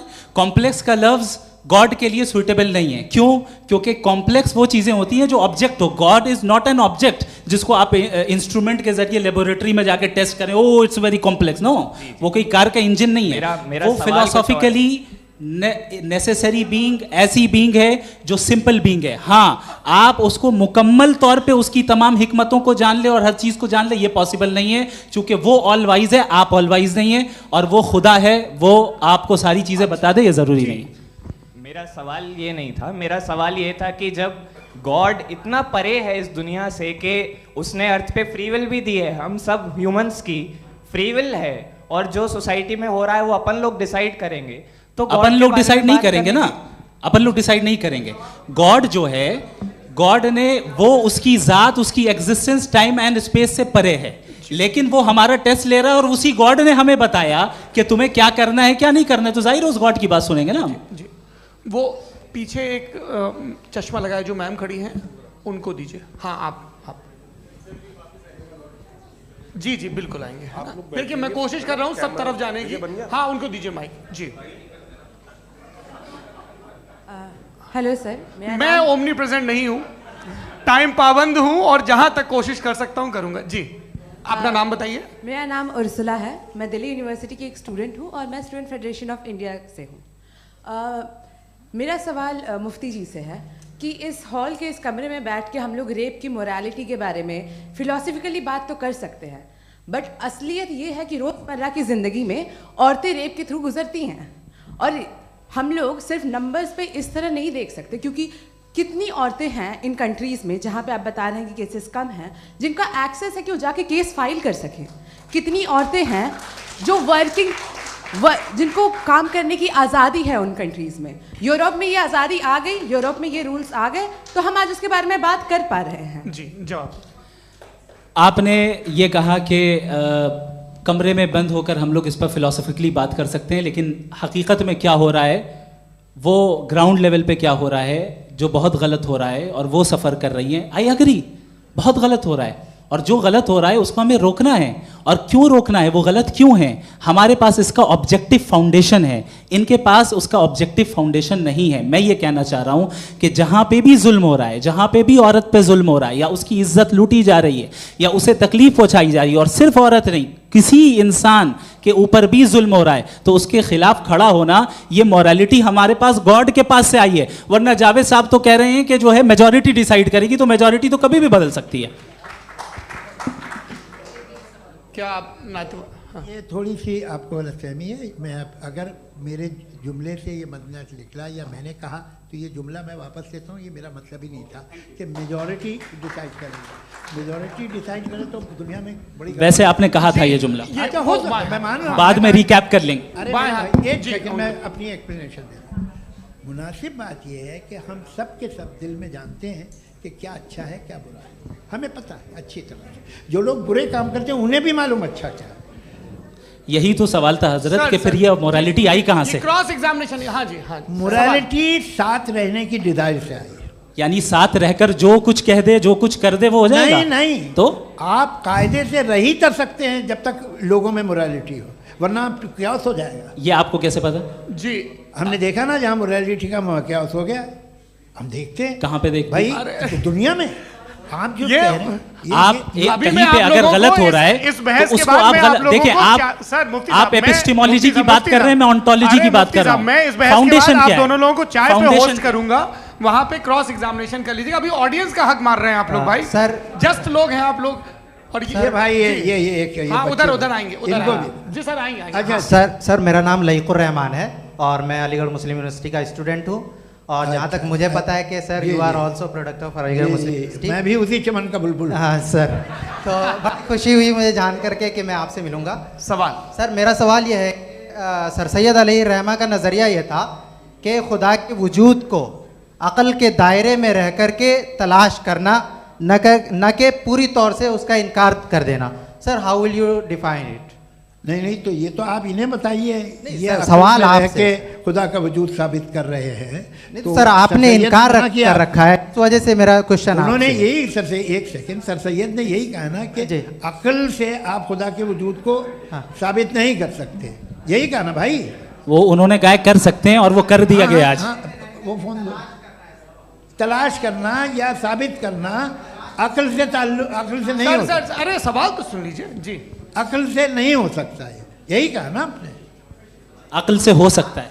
अरे वो यही कह रहे हैं भाई, आप बता रहे हो सकता है, वो तो कुछ और। आप अगर सर देखो नौजवान फोन ले लो, वो इतनी कमाल की यूनिवर्सिटी है। अरे भाई दे दो ना जरा, एक मिनट दे दो भाई, मेरी बात सुनो, माइक पे बोलो ताकि जो लाखों लोग देख रहे हैं। माइक दे दो ना। अरे देंगे ना माइक, तुम ठहरो तो। हाँ सर, मेरा सवाल ये था कि सर सैयद अलैहि रहमा का एक नज़रिया था अपना कि खुदा का जो वजूद है उसको अक़ल के दायरे में रह कर के तलाश करना है, न कि पूरे तौर से इनकार कर देना है। ये उनका कॉन्सेप्ट था।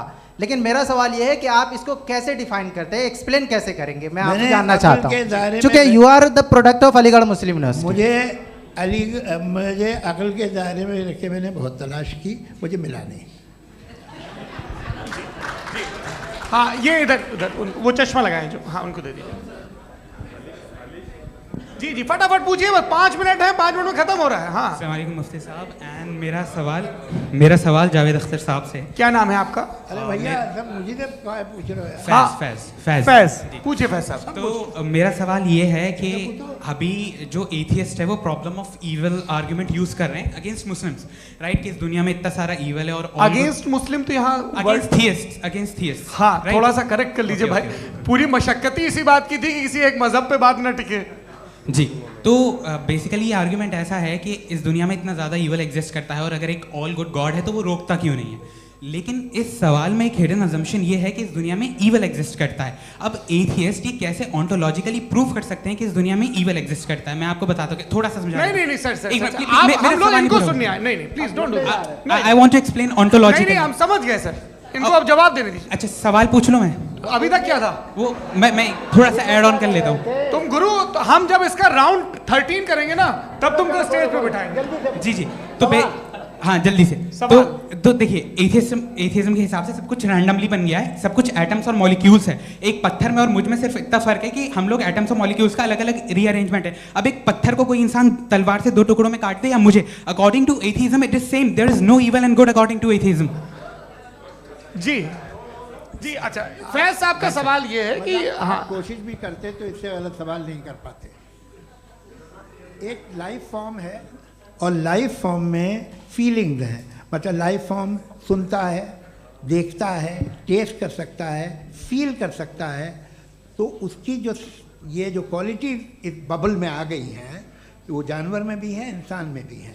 तो जाहिर है कि उसे कोई तकलीफ पहुंचेगी, तो चूंकि उसके पास वो सेंसिटिविटी है तो मैं करेगा। पत्थर में वो सेंसिटिविटी नहीं है। तो ये क्या सवाल हुआ कि अगर पत्थर को काटा तो पत्थर को तकलीफ नहीं होती, तो आपको काटे तो आपको क्यों तकलीफ हो? बैठ जाइए। जी हाँ अगला सवाल। हाँ पूछे जी जावेद अख्तर साहब। अरे भैया सब आप लोग मुफ्ती साहब को छोड़ रहे हैं, तो मेरे ही पीछे पड़े हैं क्या? चलो बोलो भाई। You asked how God can exist when children die in Gaza. Huh? You asked how God can exist when children die in Gaza, and you also mentioned the rise of atheism in Europe. But the same events also are leading many atheists and non-believers to turn towards faith. How do you interpret this contradiction, where suffering pushes some away from God, yet brings others closer to belief? देखिए आपको एक बात बताऊं, दुनिया perfect तो कहीं भी नहीं है, हर जगह कुछ खामियां हैं। बेटा एक मिनट आप ही को कहेंगे, देखो वो तो कुछ खामियां, कमज़ोरियां, खराबियां सब जगह है। लेकिन अगर देखोगे ईमानदारी से कि दुनिया सबसे ज़्यादा महज़ब कहाँ है, एक आम शहरी को कहाँ हुकूक हासिल हैं, वो बोल सकता है, अपनी मर्ज़ी से काम कर सकता है, अपनी मर्ज़ी से राय दे सकता है, हुकूमत के ख़िलाफ़ बोल सकता है, बरसर इक़्तिदार लोगों के बारे में बोल सकता है, सरमायादारों के ख़िलाफ़ बोल सकता है। तो आपको ये स्कैंडिनेवियन कंट्रीज़ में मिलेगा, वेस्टर्न यूरोप में मिलेगा। मैं नहीं कह रहा वो परफेक्ट है, बिल्कुल नहीं, वहाँ बहुत ख़राबियाँ भी हैं, परफेक्ट तो कोई। लेकिन जिन जिन मुल्कों में, लैटिन अमेरिका देखो, गल्फ़ देखो, वहाँ पर आपको ये ज़रूर है कि रेप नहीं होते होंगे। रेप की ज़रूरत क्या है भाई? उसको तो ख़रीद लो, घर में रखो, सड़क पर रेप करने की क्या ज़रूरत है? मगर सुनिए, मगर हकीकत ये है कि वहाँ शख्सी आज़ादी राय देने की, बोलने की नहीं है। जी, ये एक आखिरी सवाल मुफ्ती साहब से। हाँ मैम, इनको माइक दीजिए। शुक्रिया। मेरा नाम मनीषा है, मैं हरियाणा से आई हूँ। मैं मुफ्ती साहब से एक बात पूछना चाहती हूँ। आप बार बार जावेद साहब को कॉन्ट्राडिक्ट तो कर रहे हैं कि आपने ये कहा, लेकिन आप भी अजम्पशंस के बेसिस पे बात कर रहे हैं। आपने खुदा के होने का कौन सा प्रूफ पेश किया है, खुदा की एग्जिस्टेंस का? अब इस सवाल को अलग रहने दीजिए, कौन एथीस्ट है कौन नहीं है। और दूसरी बात जो आपने एक छोटी सी कही थी कि ये फ्री विल का इस्तेमाल करता है इंसान अपनी, लेकिन इस फ्री विल का इस्तेमाल में मतलब खुदा ने ये दे दी सबको ये इजाज़त कि वो कितना घिनौनापन और कितने ज़्यादा ख़राब से ख़राब तरीके इस्तेमाल कर सकता है। जवाब सुनते जी। आप फ्री विल को मानती है ना, या अब कहती है कि फ्री विल नहीं है ना, मानती है ना? तो अब आपके पास इसका कोई एक्सप्लेनेशन नहीं है कि अगर एक इंसान उस फ्री विल का इस्तेमाल करके गलत काम कर रहा है और बच के अच्छी ज़िंदगी गुजार के निकल जा रहा है, उसका कोई रिकम्पेंस नहीं है। हमारे वर्ल्ड व्यू में जो इंसान गलत काम कर रहा है उसको भी रिकम्पेंस यानी उसका बुरा बदला मिलना है, और जो सही काम कर रहा है उसको सही बदला मिलना है। लिहाजा जो फ्री विल है वो इस तरीके से है कि एक लिमिटेड टाइम तक खुदा ने मोहलत दी है। ऐसा नहीं कि छूट दे दी, जो करना है करते रहो हमेशा। वक्त आएगा जब एग्जाम का टाइम खत्म होगा तब रिजल्ट आएगा, दौराने एग्जाम जबरदस्ती आपको नहीं बताया जाएगा। अरे भाई एक सेकंड, जी एक सवाल मुफ्ती साहब से मेरा, मुफ्ती साहब से जी, रुक जाइए, आपसे फोन, आप इसके बाद आपसे माइक छीन चुका। हाँ बोलिए। मैं मुफ्ती साहब एक ही सवाल करता हूँ कि अगर जो हो रहा है फ्री विल से हो रहा है और एक दिन बरोज़ क़यामत इंसाफ होगा मैशर में वगैरह वगैरह, तो दुआ क्यों मांगते हैं लोग? दुआ मांगते हैं इसके मतलब है अभी भी उसने ये डिपार्टमेंट रखा है कि मैं रोज़मर्रा की ज़िंदगी में बिल्कुल बिल्कुल ही कैन।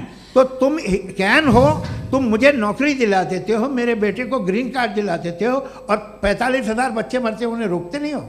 नहीं तो क्या आप ये कह रहे हैं कि इस दुनिया में जालिमों को कभी पकड़ ही नहीं होती है? अरे जो भी पकड़ होगी वो बच्चे रोते हैं। बिल्कुल, देखिए मैंने अपने ओपनिंग स्टेटमेंट में यही कहा था कि जनाब जावेद साहब सिर्फ इमोशनल आर्गुमेंट देंगे। This is an emotional argument. ये छोटे मोटे इसके पीछे का रीजन मैंने बताया क्या है, देखिए इसके पीछे का रीजन क्या है मैंने बताया। मंच से आप लोगों को सज्जनों इसलिए कह रहा हूं ताकि थोड़ा सा आपके कॉन्शियंस पे जोर रहे कि आपको ऑर्डर बचा के रखना है। वक्त तय हुआ था, ये वक्त पूरा हुआ, आपने इतने धैर्यपूर्वक सुना, मैं आप सबका बहुत बहुत शुक्रगुजार हूं। यदि इन दोनों विद्वानों की इच्छा होगी तो कभी हम इस बातचीत का राउंड 2, राउंड 3, यही तो देखिए खूबी है इंसान की कि बहस मुबाहसे में वो पड़ा रहता है।